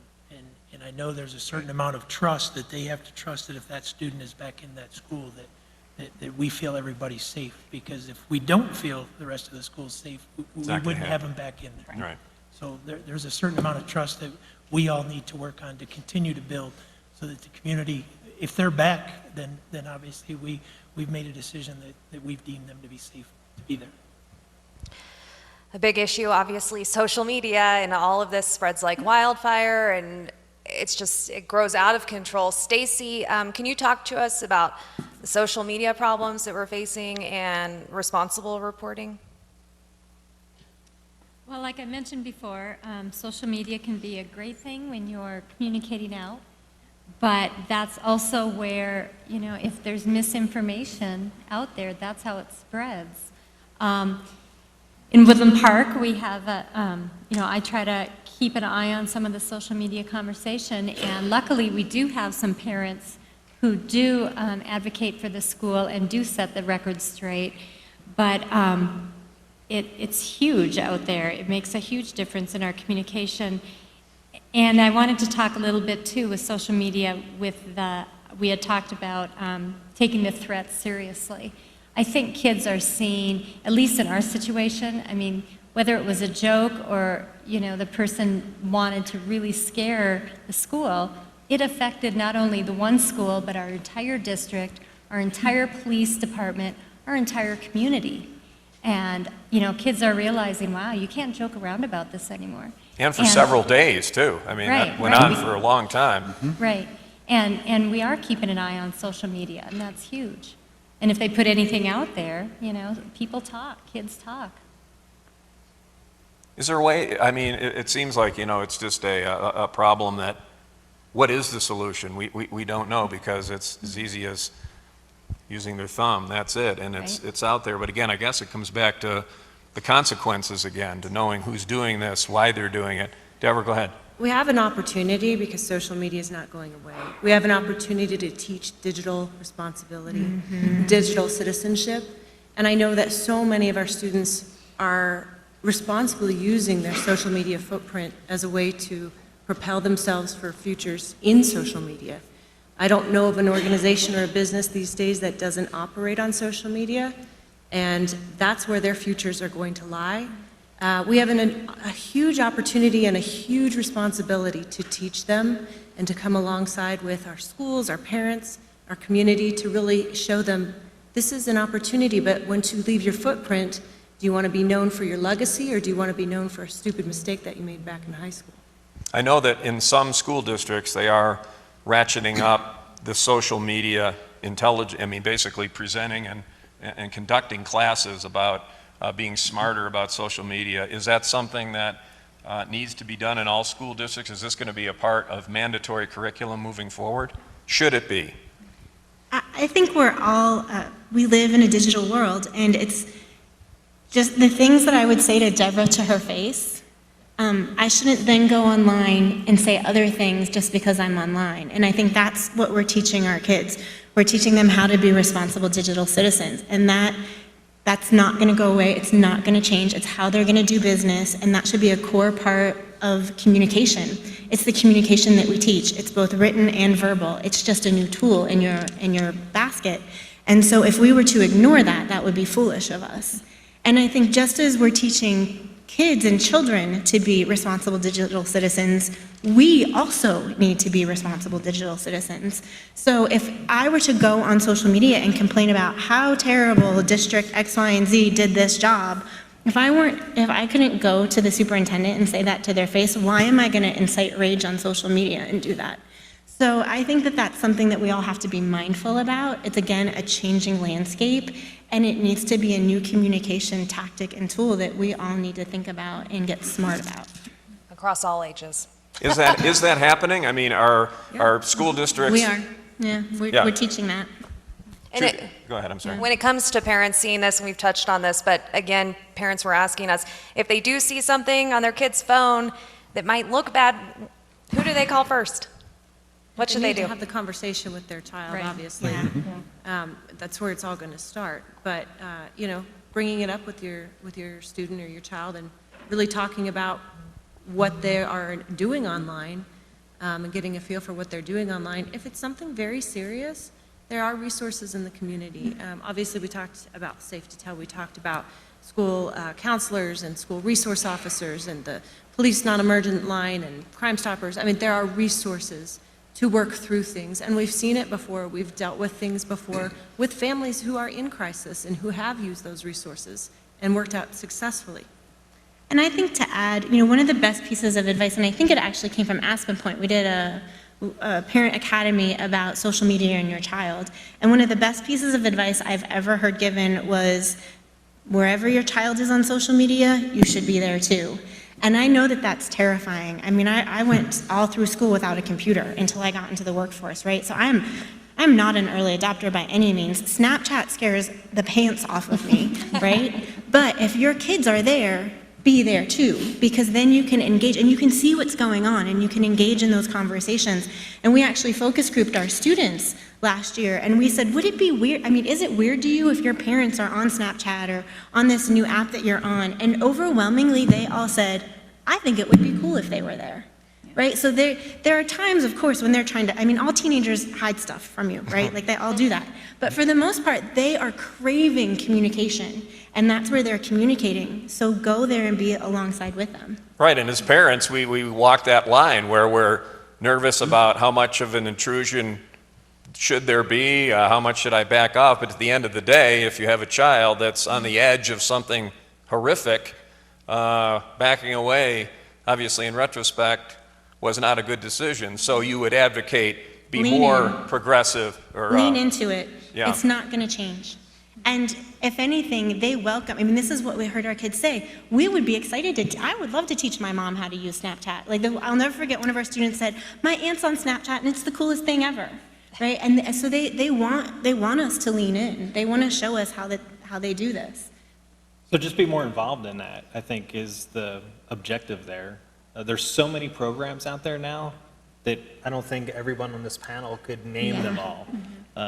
Just last week or the week before, one of our incidents involved a program that when we sat down and talked with the parent and the child at the school about what had happened, the parent had no idea that this was a social media forum that was on the child's phone. They believed that it was a school program that the child was using on the phone. So I mean, there's just so much out there. So as a parent, be involved in that. Be involved in what you're giving them. I'm like she is. I grew up in a world of pay phones, not cell phones. Stop laughing down there, Bill. So your parents are introducing their children to this social media stuff at a very, very young age now. I mean, we're seeing in elementary school, kids having cell phones. No, that's the irony of it, is that all the information you need is basically through social media, so you can find out what all these different apps and programs are about to know exactly what your child is involved with, to the extent that you know what they're tapping into. Absolutely. I mean, if you're going to give your child that cell phone in 5th grade or 6th grade, take some responsibility to know exactly what it is that they're doing on there. There's new apps every single day. For parents and students participating in tonight's town hall and watching from home, you are not in this alone. There are many resources available, as we've talked about, and Amy Moore is here from Aspen Point, representing them tonight to give you more information on Aspen Point and those resources. Absolutely. Hi, I'm Amy. I'm a licensed professional counselor in the state of Colorado, and I'm also a clinical supervisor with Child and Family at Aspen Point. I've been at Aspen Point for 5 years and then in the mental health field for 10. And first of all, I just want to say that we are so honored to be a part of this panel and being invited here tonight. We have wonderful partnerships and relationships with everybody who's on this panel, from the Sheriff's Department, the police officers, the Parent Academy, Safe to Tell, school administration. So thank you so much. Because support around safety for children and adolescents right now is pretty important. And I want to be able to share ways in how Aspen Point and community mental health can be involved in that. One of the most important things you can do as a parent is to speak openly with your child about what their concerns are for safety. Encourage your child to come to you and be able to identify specifically what they might be afraid of. You might be surprised what they actually say as a parent. Acknowledge what worries them and validate it. It's really important for kids to know that they have someone to talk to within their homes and within their families. And as everybody was saying in here too, having them identify people at school that they're able to trust, so security officers, principals, teachers, whoever, to kind of maybe put down the lay of the land as much of information as you're able to provide for them, because sometimes all those behind the scenes and hidden pieces to it can bring comfort to a child who just doesn't really know what's going on. And there might be a time when you guys as parents or caregivers realize that your child needs help and someone to talk to. And so it's important for parents to look out for a variety of different warning signs with their kids. And I wanted to share a few of those things. So if you notice that your children are withdrawn from activities or hobbies that they may have enjoyed before, that can be a pretty big red flag. So if you have, Johnny coming home and talking about lacrosse and how he's so stoked about his next game, and he just stops doing that, and you see some isolation from him and not hanging out with the same friends or support system that you're used to seeing around, that could be a pretty big red flag as a parent. Decline in their schoolwork, especially if they've never had trouble with classes before. And marked personality changes, right? So I know teens and adolescents, sometimes it's hard to tell, like, oh, I don't really know if that's like an attitude shift or just something minor that happened at school today, but pay attention to really big personality changes. So if there's an increase in depression and anxiety, increased moodiness, that can be a time to reach out for help. So at Aspen Point, our Child and Family location serves kids and their families from ages 0 to 18. And our services include a wide variety of different things. So we have individual therapy, we have group therapy, we have therapy focused for family members, we have case management services, skill building services, and youth services to sort of help ready kids, maybe transitioning from adolescent to adulthood. And our therapists are trained to work with serious mental health concerns to include, but not limited to, anxiety, depression, mood disorders, and adjustment disorders. As a parent, you guys have literally the hardest job I could not imagine. And I just thank all of the parents and families who come through to Aspen Point to get their kids some help, because I know that's a hard call to make, and I know that it's not always easy, and it's scary and frustrating sometimes. But I wanted to make sure that you guys know that you're not alone in this. One of the fantastic resources that we have is our crisis walk-in centers. So if you have immediate concerns as a parent for your child's safety or well-being, you can access one of our 2 crisis walk-in centers. One is located up on North Woodman, and one is located on Parkside Drive next to Memorial Park. And we are open 24 hours a day, 365 days a year, regardless of ability to pay. Our Crisis Walk-In Center was actually an initiative started by the governor of Colorado a few years ago, and it offers that immediate assistance in a super comfortable and warm environment, kind of like picture your living room. It's awesome. I had to walk a kiddo there a couple of weeks ago, and you could tell they were just so scared and not knowing what to expect. And we walk in, and they're like, Amy, is that an Xbox in there? I'm like, yeah. So it's a good environment. It's comfortable, and I could tell immediately they weren't afraid anymore. The team can assess immediately for depression, anxiety, suicidal ideation, or other safety concerns. If you are unable to walk or drive to one of our locations, we do also offer a 24/7 crisis line.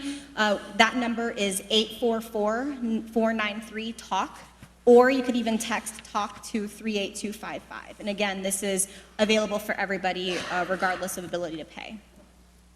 And speaking of crisis, we have a fantastic crisis response team. We're so honored to partner with the Colorado Springs Police Department, Fire Department to form this team. And so how that works is the police provides security, the fire department provides an EMT, and then Aspen Point provides a clinician to de-escalate the situation as needed. And so the great thing about the crisis response team is that they're mobile and they can meet the person where they're at in their time of need, and they can intercept 911 calls and safe-to-tell notifications. We also have a specific member of the crisis team who can go out to the schools if needed to assess the situation and meet with the student to de-escalate. I just want to interject real quick. Yeah. As far as the aftermath of that, I know that if a situation arises where something has happened, it may not necessarily be something that turns out to be serious, but again, it's planted in the minds of students that this threat was there. How do you operate in terms of your relationship with school psychologists or just your agency by itself in the aftermath of any level of threat that might be made? And I'm not just talking about hours, but days and weeks, and particularly if it's a very serious situation where lives are lost, obviously it's ratcheted up even higher, and that takes so much time to heal, if it ever does. Just speak to that a little bit about the follow-up and the aftercare in your relationship with schools. Absolutely. So we actually have a great relationship with a lot of the school districts. We have school-based therapists who are currently in the following districts: 2, 3, 8, 11, 12, 14, and 49. And these therapists are available at the schools to work with kids and their family members as needed to sort of process these things. So in the aftermath of a threat that's occurred, or even just the anxiety that rose up from the most recent shooting in Florida, our therapists are able to be there and provide services regardless of that barrier to treatment of maybe parents can't get their kids to the Aspen Point during the day. And we also work with school psychologists, and we work with assessments. We have a really collaborative care approach with the administrators and the teachers. And they just need someone to talk to, right? Yeah. I mean, it's that simple, isn't it? Absolutely. Yeah, exactly. And that's the fantastic part of it, because the teachers and the administrators have such a great eye on things. Kids have a great eye on things, and school counselors, they're having to deal with so many different things on their plates, and to have a school-based therapist is a great resource to be there to be able to talk to the kids about these things. And we talked about a little bit earlier about trying to emphasize that the school is a safe environment. If anyone on the panel wants to speak to that as well, just how critical the role is for parents and school staff to reinforce that after an event. How much does that come into play, and is that something you've found to be beneficial? I think for us, absolutely, giving students a voice and trying to work with them and identify what their concerns are allows us to respond in a way that's effective for them. And so that line of communication needs to be open to our community as well as our students to make sure that we are listening, because we can respond in a way that's more proactive with their concerns instead of waiting till it bubbles up in that population. Do you find that the students will come forward? Absolutely. There isn't that, I know back in my day, of the teacher, ooh, they're the enemy or what have you, but you have to come together, don't you? Yes.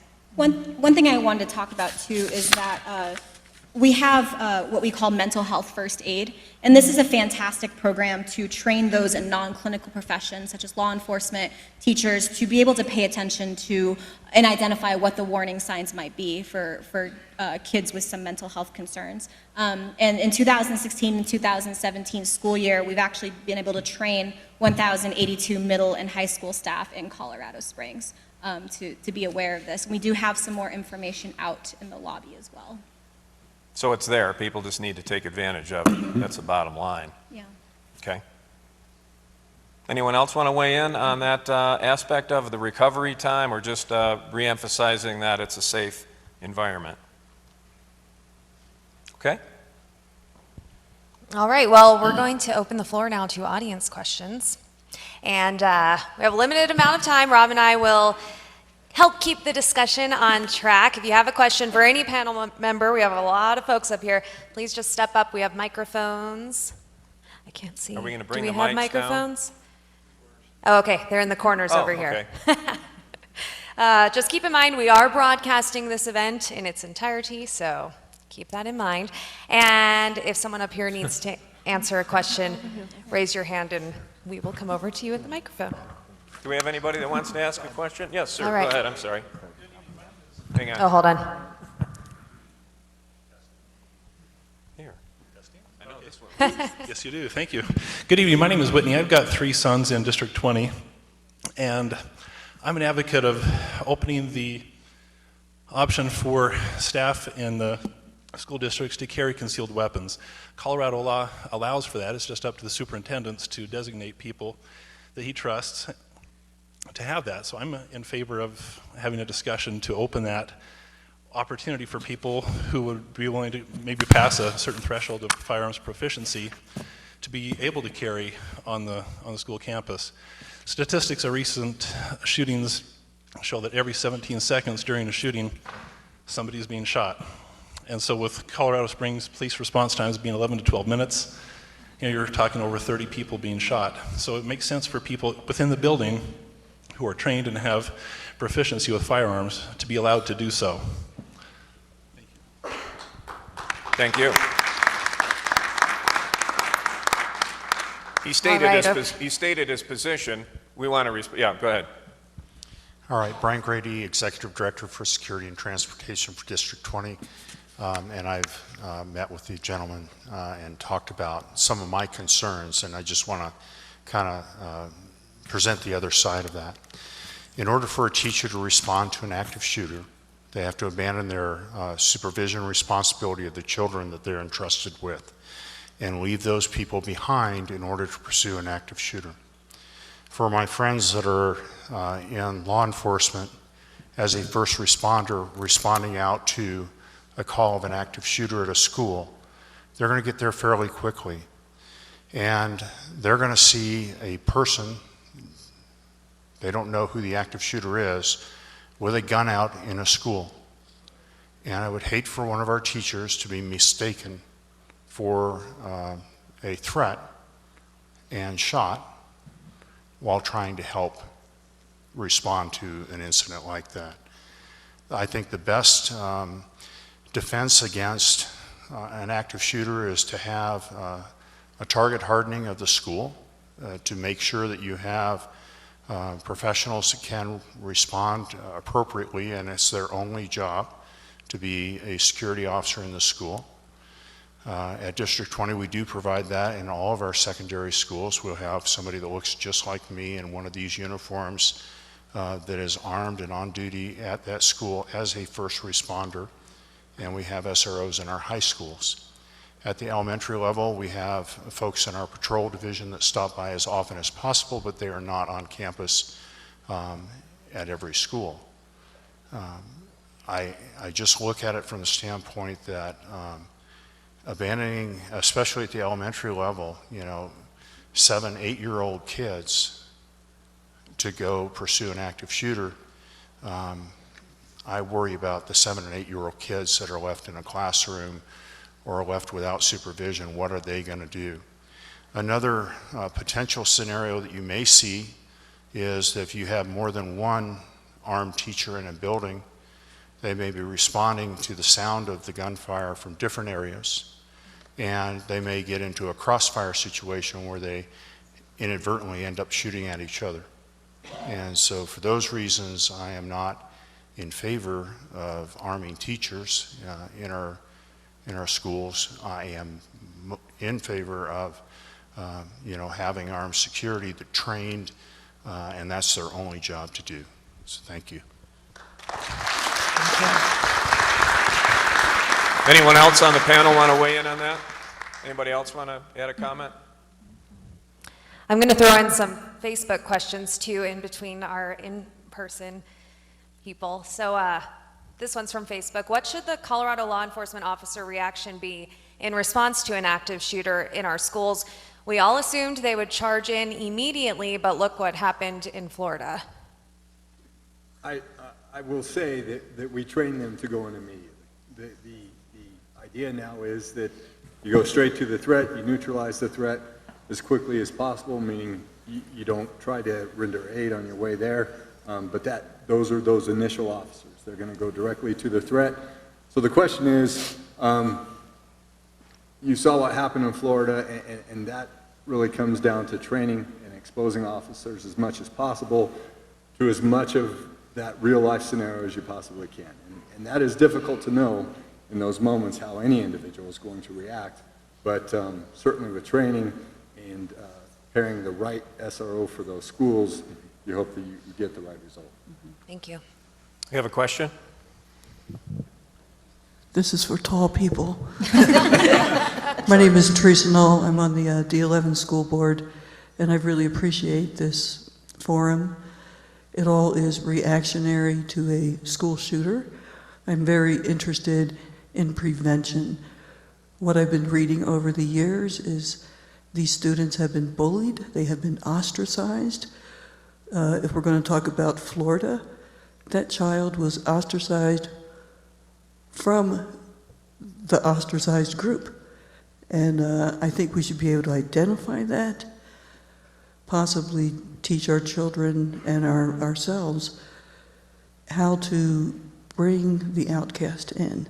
And I would just like any educator or any counselor to talk about that. I'd like to say something on that Sure. before any of the other school district people talk about that. In the sheriff's office, there's our SROs work very closely with all of our school districts.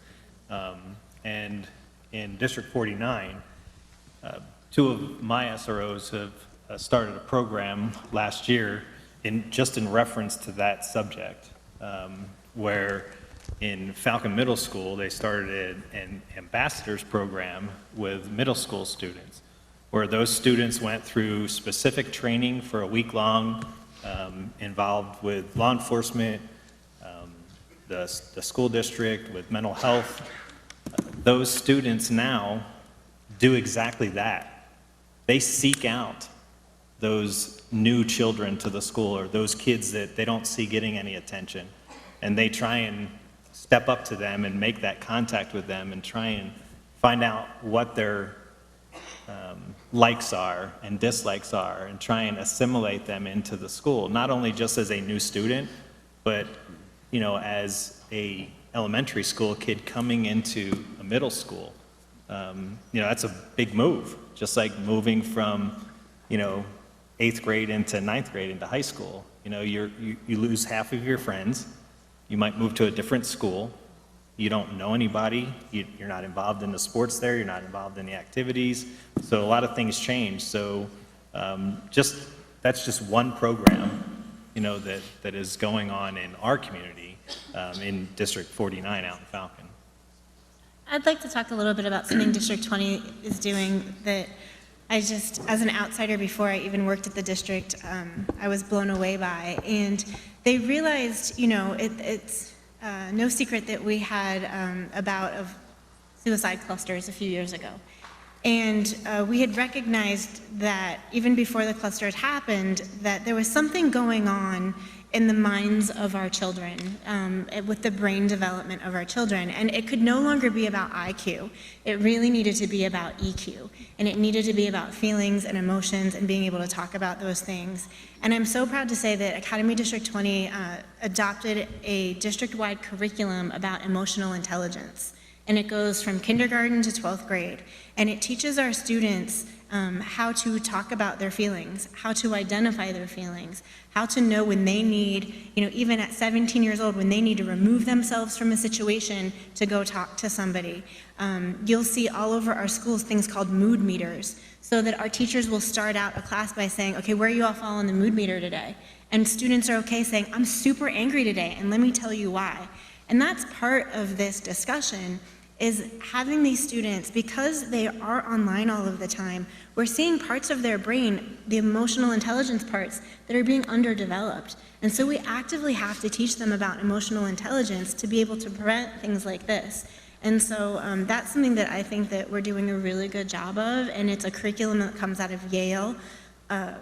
There are districts across the country that are adopting this, and it's something that, just like social media, it's not going to go away, and it's something we have to pay attention to because it can be preventative. Thank you. Young man? Good evening. My name is Nicholas Ragsdale. I'm a parent of children out of District 3. During this panel this evening, I noticed no less than 5 times discussions about the resources that would need to be dedicated to prevent these types of situations in the past, be it more school resource officers, metal detectors, or more importantly, teachers and facilities. Why are we not looking at ways to increase those resources at a fundamental level for the entire state? Doing something with the Gallagher Amendment that is stopping us from being able to properly fund our schools, or the Tabor Amendment that's making it so that everything is tied to an annual vote just to be able to get the taxes necessary to improve the schools, to prevent something like this from happening in the future, to have programs like the one you're talking about. Why are we not hearing about that as schools being the largest advocate to increase those budgets, and we only hear about them occasionally, primarily from interest groups and not schools? I know, I know that that is a fundamental question, and obviously we don't have any lawmakers or legislators here, but go ahead. But I'm not ignoring the question. It's a legitimate question, but these are the people that don't have the wherewithal, really, other than influence on the lawmakers. I'm Susan Payne from the state of Colorado, from the Attorney General's office, and I couldn't hear everything you said, but I do think we need more resources. We need more counselors in schools. We need, right now we've been in conversations in DC about best practices and the research. So even the lady's previous question, we cannot ignore concerning behavior.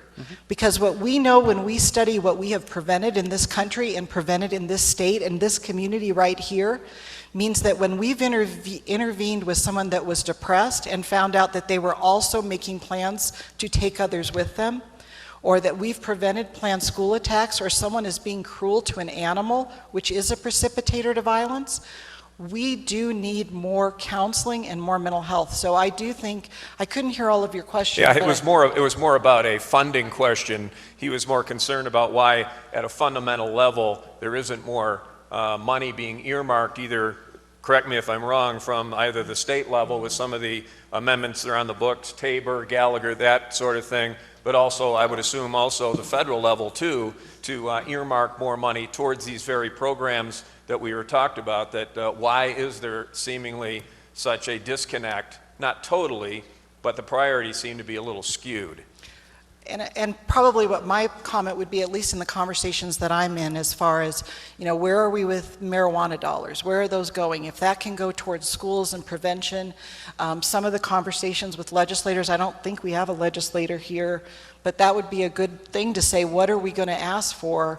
Right. And that's what we're asking for from the federal government, is saying that if you're going to, again, release grant dollars to the states, can they be used for best practices and research-based opportunities that we know will build consistencies across our states and implement best practice strategies? So, sorry, I don't think I have an answer on the rest of it, but I do think we need more resources to increase capacity both with law enforcement and on the front lines with mental health in schools.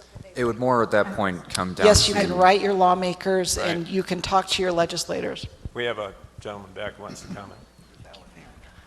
Thank you for your question. I'm Walt Cooper, Superintendent of Cheyenne Mountain School District.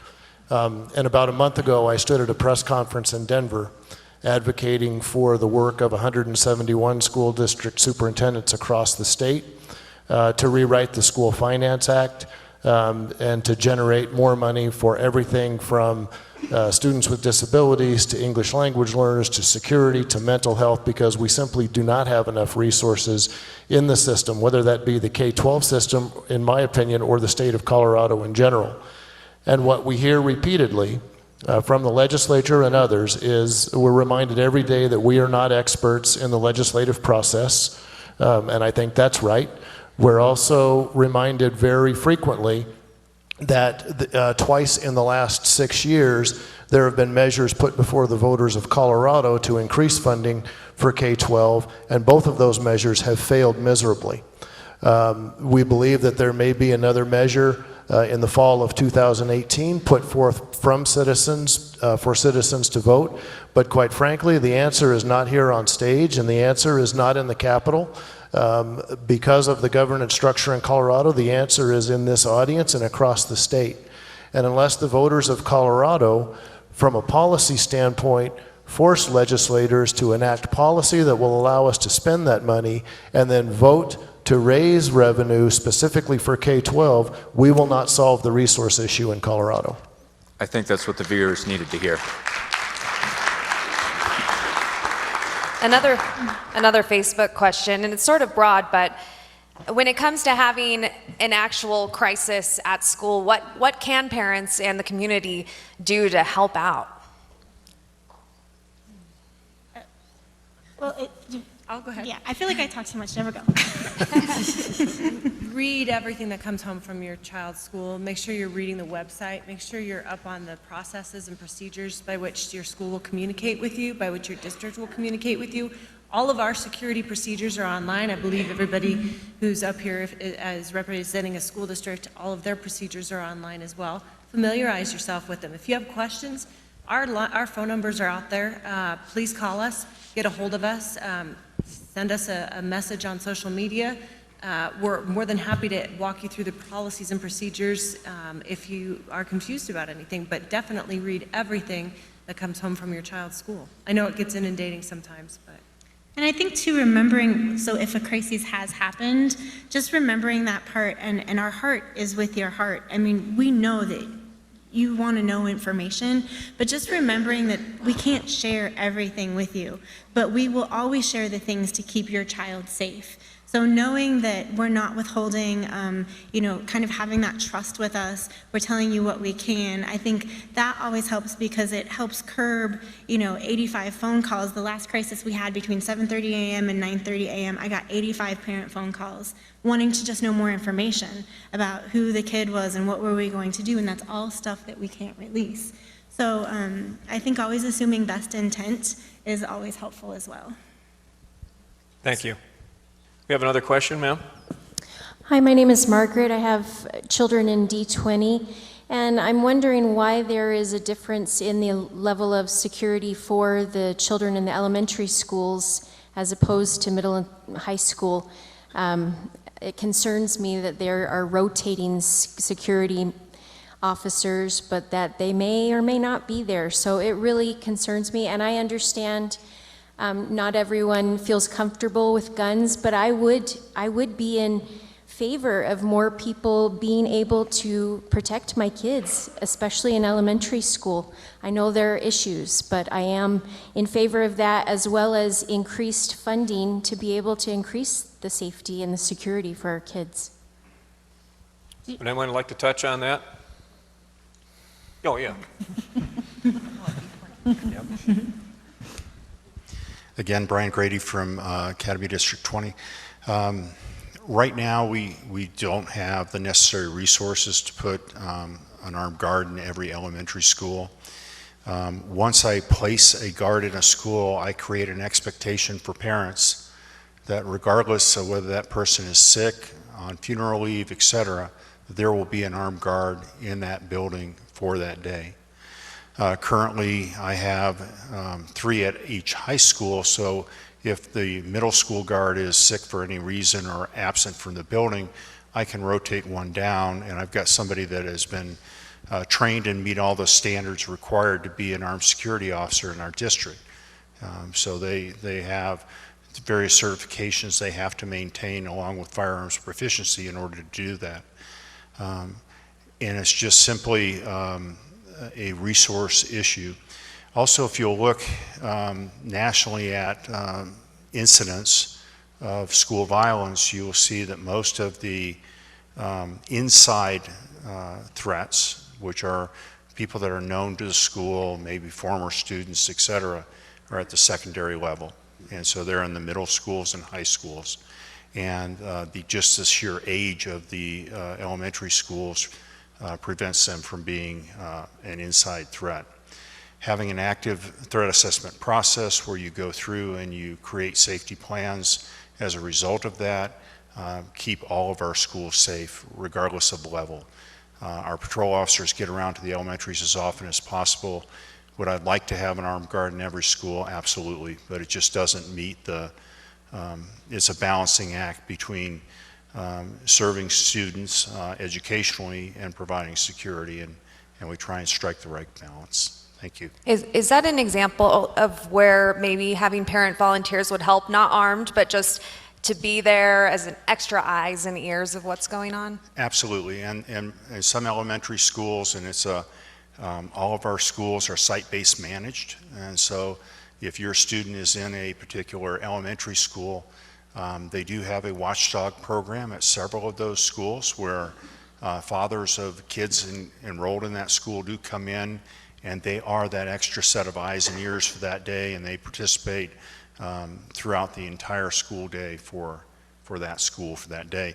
And it's quite, there's a sign-up process. It's pretty competitive for folks to sign up, and the kids are always proud when dad is at school with them. So a great program, and if it's not in your elementary school and you want it there, I encourage you to get a hold of your principal. And we did get an email on this topic as well with the elementary kids, and they were wondering why that age group does not have active shooter drills. They do have active shooter. They do? Okay. Yeah, Jim Hastings, School District 11. I just wanted to mention a couple things. In our district, we do have armed security guys that rove to all the elementary schools, and they also respond to calls. We also have coordinators for each side of our district that do the same thing. But one of the programs we started with the assistance of the El Paso County Sheriff's Office was an audit program where we have plainclothes deputies trying to get into our schools, go up and actually, they'll try all the doors, they'll go to the buzzer system, see if they can get by those, and then any type of access that they gained that wasn't normal through normal channels, they'll actually go right to the principal. Those are gone over with the principals, come down to our district security office. It's been a real eye-opening and a good program. We're in the 3rd year of it, and I think we're starting to see the real results of that on securing our schools. So I did want to compliment the Sheriff's Office on partnering with that, but that has helped a lot, I think, in some of the concerns you folks probably have on elementary. And again, I can echo some of Brian's statements on funding strings and quite honestly, even when we look at the statistics at elementary schools, we have not many incidents compared to the middle and high schools, but we do provide quite a bit of service to them too. All right. Thank you. You have another audience question. Yeah, I served 8 years on the D11 school board. I was the treasurer. And I just have to be honest with some of my friends up there, D11, but why do we always talk about more money from the state? I believe 17 school districts in El Paso County, and they're doing their budget for next year. Every one of them that I've checked, their number 1 and 2 priorities are safety and security, then why do we still have several $100,000 for curb appeal of schools? Why are we replacing real turf with artificial turf at hundreds, thousands of dollars? Some of you all will give input to your budget. I asked you to think about when you're putting it together right now for next year to really ask yourself, are safety and security your number 1 priorities?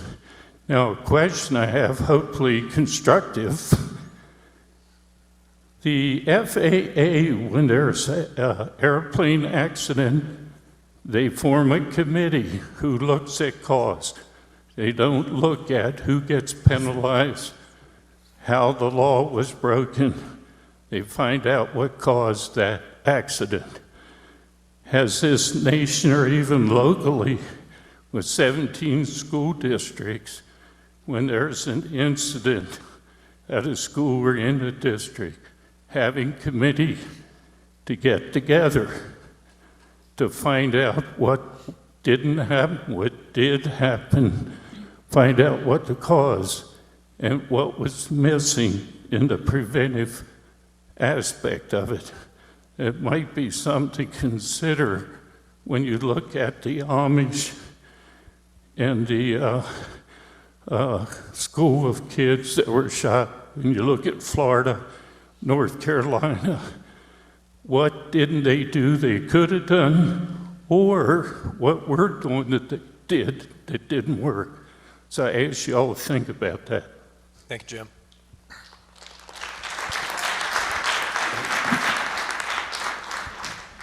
It's a little hard to hear up here, but what I would say is that when we have an independent commission that investigates when there's a mass shooting at a school over the years, that's where we've learned the most lessons. And it's important that we pay attention to the research and the lessons. And certainly here in Colorado, I think one of the reasons we are probably doing a better job of communicating between law enforcement and school teams is because of the tragedy that occurred at Columbine High School. So what we know and still do as part of the study is that 81% of the time when there's been a shooting at a school, the Secret Service study shows that somebody knew and didn't speak up 4 out of 5 times. 93% of the time, there was a history of concerning behavior. We also know that 93% of the time, those in the school at the time of that incident are the first responders. It is going to be inherent on their response and reaction to the incident on how many lives they can save. So we cannot ignore warning signs, and we have to have an infrastructure when there is someone that poses a threat or there is any type of evidence out there of concerning behavior, those early interruptions by schools. Really, every time we interrupt a child that poses a threat to their own safety or the safety of others, we have to say we're saving one life. And the goal is to provide a system of support. And working with Florida and other states, we are trying to get more states with some of these best practice strategies that are working in Colorado. And I think that we all want to do better. I think the one message we want to say is we can all do a better job. We need more capacity. We need more training. But we also need your support. What you're doing and has reached out to you, correct? So we've been working with Florida on their bill and their fiscal note to develop an infrastructure. There is no magic tip line. The goal is changing the culture. So when we can work with young children all the way up at age-appropriate levels to teach them how to keep themselves safe and others safe, whether they're in a school or a church or a movie theater, for me as a parent and a police officer of 28 years, I would tell you that we have to look at best practices. So if you can get behind a locked door, that's the number one thing that we should teach any of us. If we can get behind a door that locks from the inside, that's our number one safety. If you need to create distance and get away, That's another opportunity. But how often are we teaching children, and it is important from an elementary age, we teach them what to do in an airplane, right? When the oxygen's going to come down, we teach them what to do in a fire, stop, drop, and roll. We are teaching drills. We want to do it in a trauma-informed way without fear. We want to use training exercises as education. And I think with the lessons learned, the fire alarm pull is what stands out to me as a parent. We know that's a way of increasing casualties. It's been used in past history. So the training that surrounds what do you do when a fire alarm pull happens, and the fact that schools are built with fire prevention in mind and fire-specific drills, those are all lessons learned that the people in this room and on this stage, you have so many experts in the Pikes Peak region that are having these conversations and building training strategies to make sure that we are doing the right thing. And that is how we mitigate risk. But it is that we do all agree we can do a better job. I think that that's the one thing we want, and we need your support and help. Thank you. Does anyone want to speak to the budget issue of we're spending tens of thousands of dollars on landscaping and curb appeal when safety is the #1 priority that he also asked?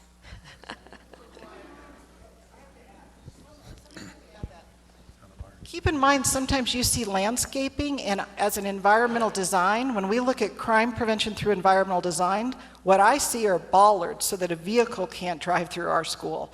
What some of the landscaping are specific target hardening things. There are things that we're putting in place to protect our school and to create more of a barrier of how close someone can get to the glass or the building. So I think of landscaping as often part of the strategy to building safer schools. And what we all want is to build safer schools for tomorrow.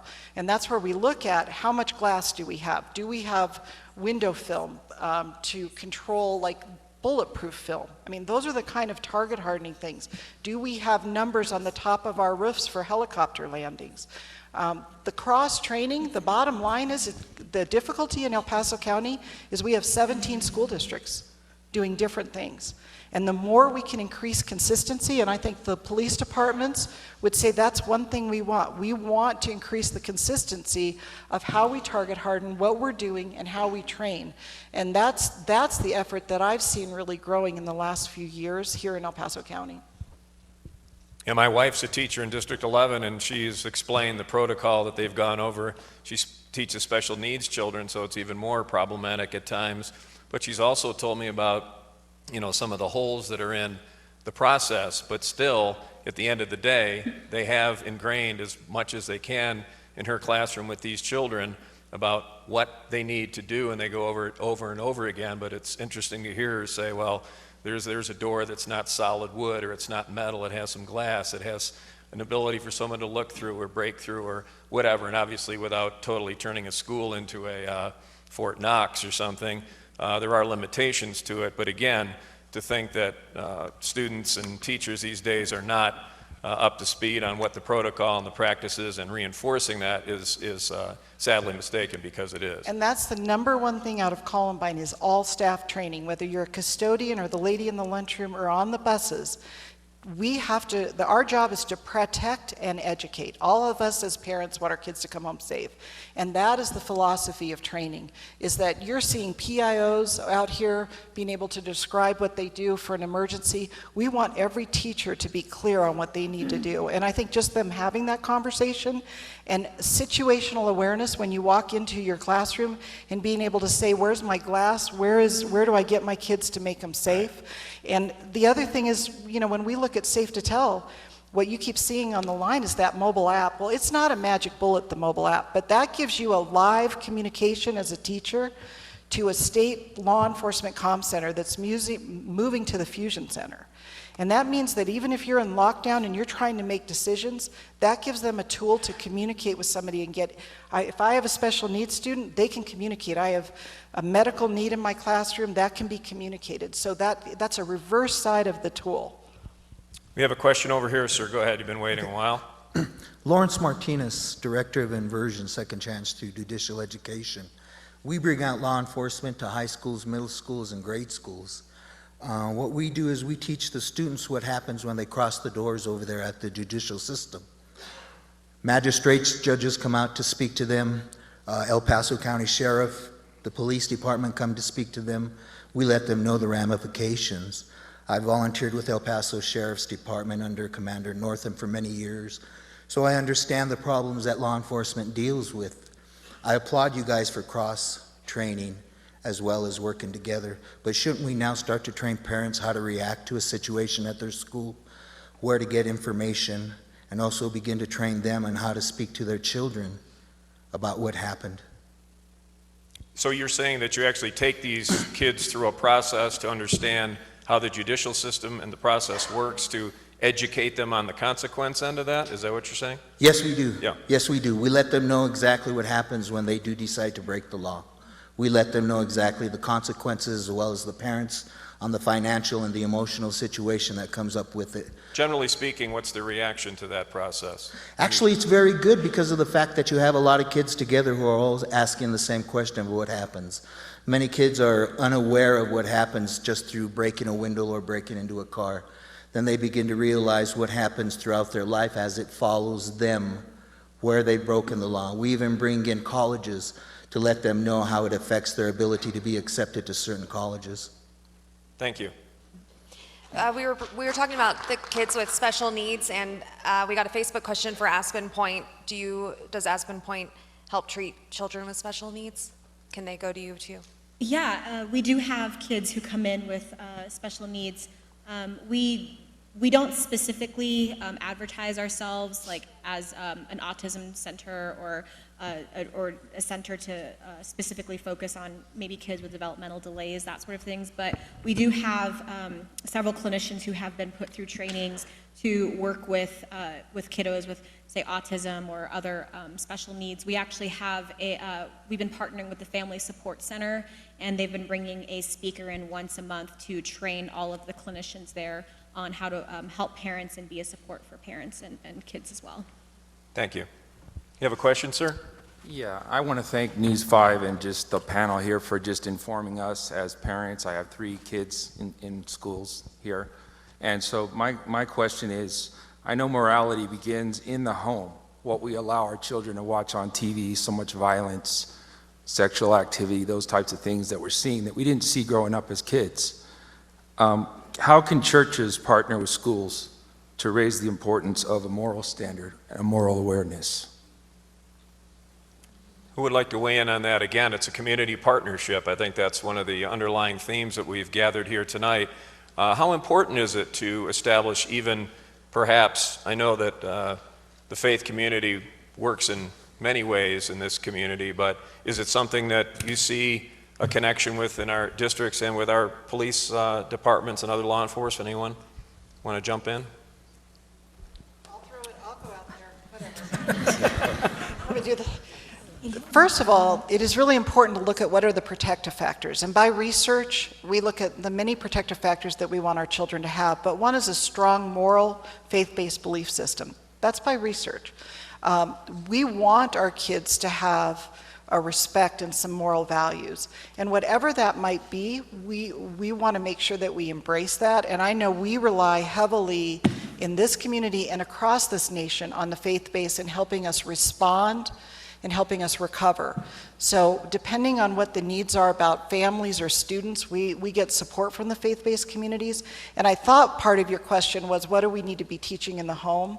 And I do think we need to we do need to teach our children values and respect and trust, but we also need to make sure that we're teaching them the confidence in speaking to an adult, seeking an adult out if they're having a problem, or in their gut instinct there is some sort of safety concern, and if they get to that trusted adult, they keep telling.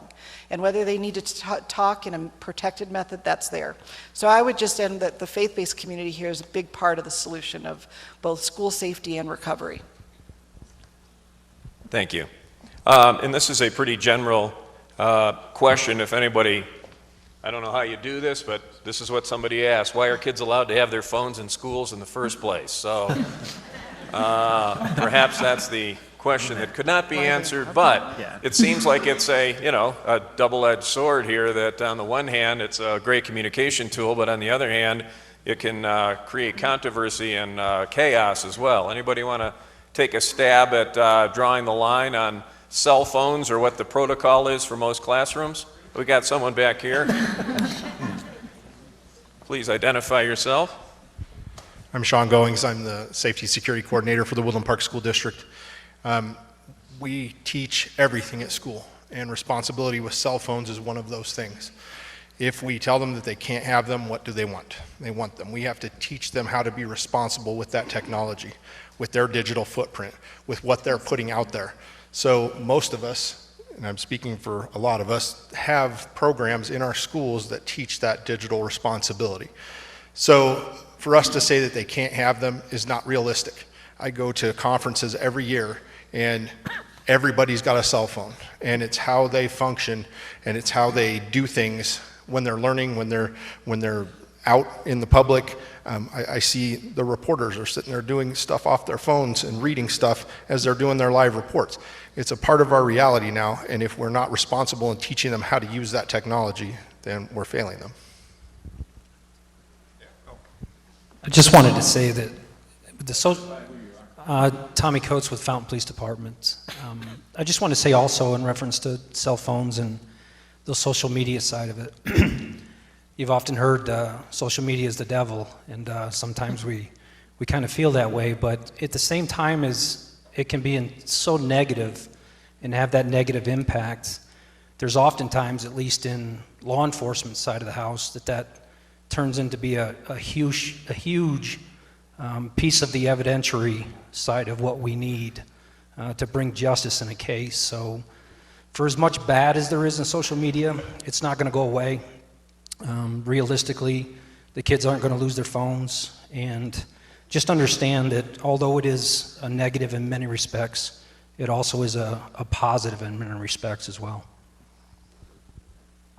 Thank you. You have another question? Hi, I'm a parent. I have a child that's in Woodland Park School District, and I have a question kind of posed to all the school districts.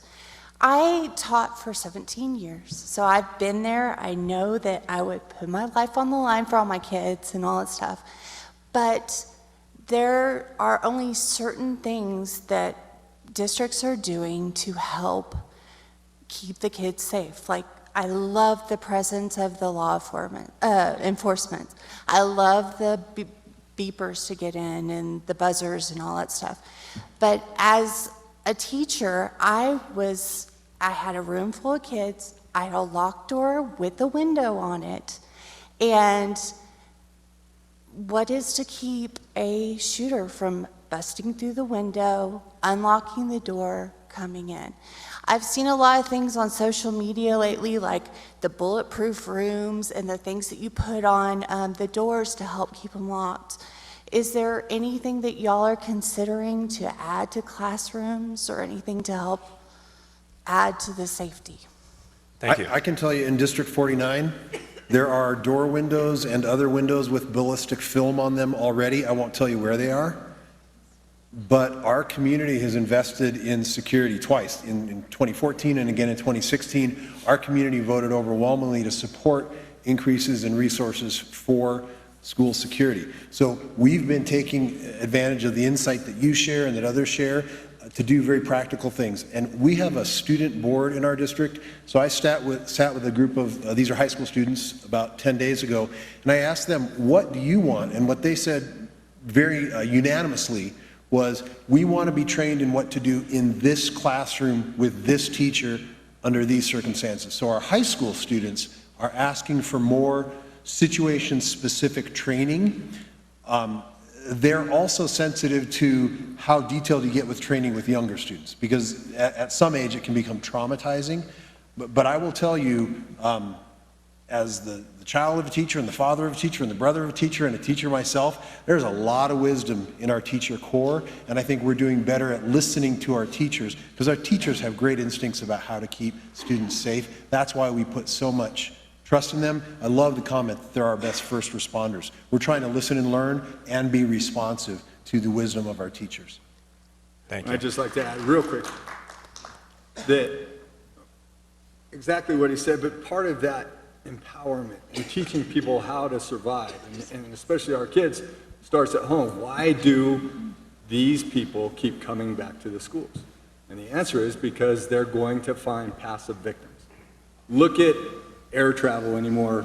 I mean, granted, you have marshals on the airplanes, but 99% of the time, what happens is the passengers go after the suspect and they subdue him.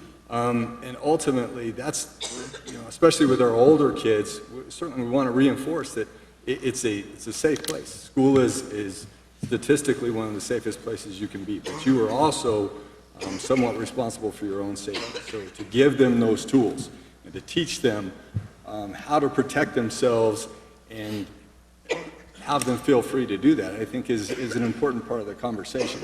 Because what we do here, time and time again, when we have active shooter exercises, is, well, it sure took the cops a long time to get there. And we're talking about when we're staged outside and they're getting ready to run in under 5 minutes, and that's still the comment. So we certainly want to, I think it's important to give our kids the tools to survive. Thank you. And we have one last question, ma'am, please. Hi, I'm actually a D11 teacher. I have 3 kids in D20, but I teach special needs kids. And my question is really for the law enforcement. I don't know if there's any kind of specialized training that you guys are doing as far as school shootings and drills and kids with autism that don't respond to commands. That's a big concern for me in my classroom. If they don't listen to a command in a stressful situation, that could end up really bad for them. So I'm just curious if there's any specialized training going on for that. I'm not sure I understand the question, I'm sorry. Basically, she's asking that some children with autism don't respond to normal commands in a scenario or emergency scenario, and she's saying, are there any ways that you may differ in the way that you are trying to instruct a classroom to evacuate or follow proper procedure when some of these children don't necessarily understand normal commands or react to that scenario as a typical student might? Hopefully that's going to be some information that'll be passed on to us by the teacher or another student or an aide or something like that. I mean, we can't judge every single situation and have a perfect answer for everything. The officers that respond in the schools are going to do what they need to do to eliminate the threat first, and then provide security and then medical attention through our cooperation with EMTs and fire department and the school district. So the fact that, I mean, we have special needs students in every single school that we'll have to deal with even when the time comes, but hopefully there'll be somebody there to give that information to us. If not, we'll deal with it on a situational. And you said that you are a special needs teacher. So do you have protocols, or I know that there are certain ways for you to instruct your students, or do you not go through that with the different drills that you have, or how would you characterize the drills that are conducted? Well, it's no different for my classroom. I mean, as far as the shelter in place, we find a place in our classroom that's away from the doors and windows and try to keep them quiet. I think they understand that it's a drill. Right. I just worry in a stressful, real situation if that would be the case, and if we had someone bang on our door, come in with guns. No, I totally understand. I would assume that, I would think that you would be the best person to deliver that message because you understand them better than anyone else. But again, yeah, I just know that there's been situations like with adults with disabilities that there's not as much training for dealing with adults and big high schoolers with disabilities. I think I can address part of it. I mean, I'll be honest with you, I speak specifically regarding the school resource officers.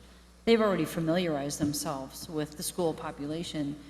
And quite frankly, I don't know that I would separate or be any less or more sensitive to any particular child for any reason, as long as we, if we have a message to deliver for a safety matter, If we have to say it different ways or look to a professional to help us maybe whatever it is that we're trying to communicate or in whatever it is we take, if it's a safety matter, we're not going to separate out someone that doesn't have a special need versus a child that does have a special need. I mean, if my SRO's got to snatch up a kid out of a wheelchair to get them to safety, and then that's what they'll do. So, I mean, all of our children, everybody within that population, to us, it matters, and it has to count, and aren't going to be overlooked in any capacity, regardless of a challenge of communication. That's our business, is to communicate. And so if we're having a difficulty based on a special need, we'll find another way. Can I speak to that just a moment? Only because the question you ask, you're ahead. So there was actually a bit of research that just came out in the last 2 months that talked about this exact issue. And I think it was a school in the Midwest, and they piloted a program around their school resource officers and the local law enforcement about spending time with their special needs kids outside of just the day-to-day. And what they found was if those kids had a relationship with the law enforcement officers in times of crisis, they were more willing to act, and they didn't lose it, if you will. So that's something that the research is just now starting to show, that it's an important part of the school district and the law enforcement to have a relationship where those school resource officers and security members are going into those classrooms with your special needs kids and just spending time literally hanging out. Because in a time of crisis, they're finding that the response time is quicker and that those kids are more willing and ready to respond. I agree 100%. Makes sense. And that's partly why we don't differentiate. I mean, I'll give you a perfect example. One of our school resource officers that works in our unit, she has a special needs child. So, I mean, a lot of it is we're part of the community as well. We're also the family and embrace all of the student population. And it doesn't matter to us. If it's something we have to work a little harder to achieve or something we have to try it a different way, then we spend time in those classrooms as well. It's really that whole environment that we make sure is safe. And we wouldn't separate any of the kids out in any capacity. And thank you for that question. We've got to move on. I wanted to thank all of you for your questions, your patience, your understanding, your commitment to showing up tonight and being a part of the solution. I obviously want to thank everybody on our panel here, all of our wonderful people in law enforcement and in education and public safety. We couldn't have done this without you. I also want to thank UCCS for allowing us to house this town hall in their facility here, beautiful, brand new. We couldn't ask for a better scenario, and at the end of the day, a great conversation. I don't know if we solved anything tonight, but we kept the conversation going, and that's the key to us finding solutions. That is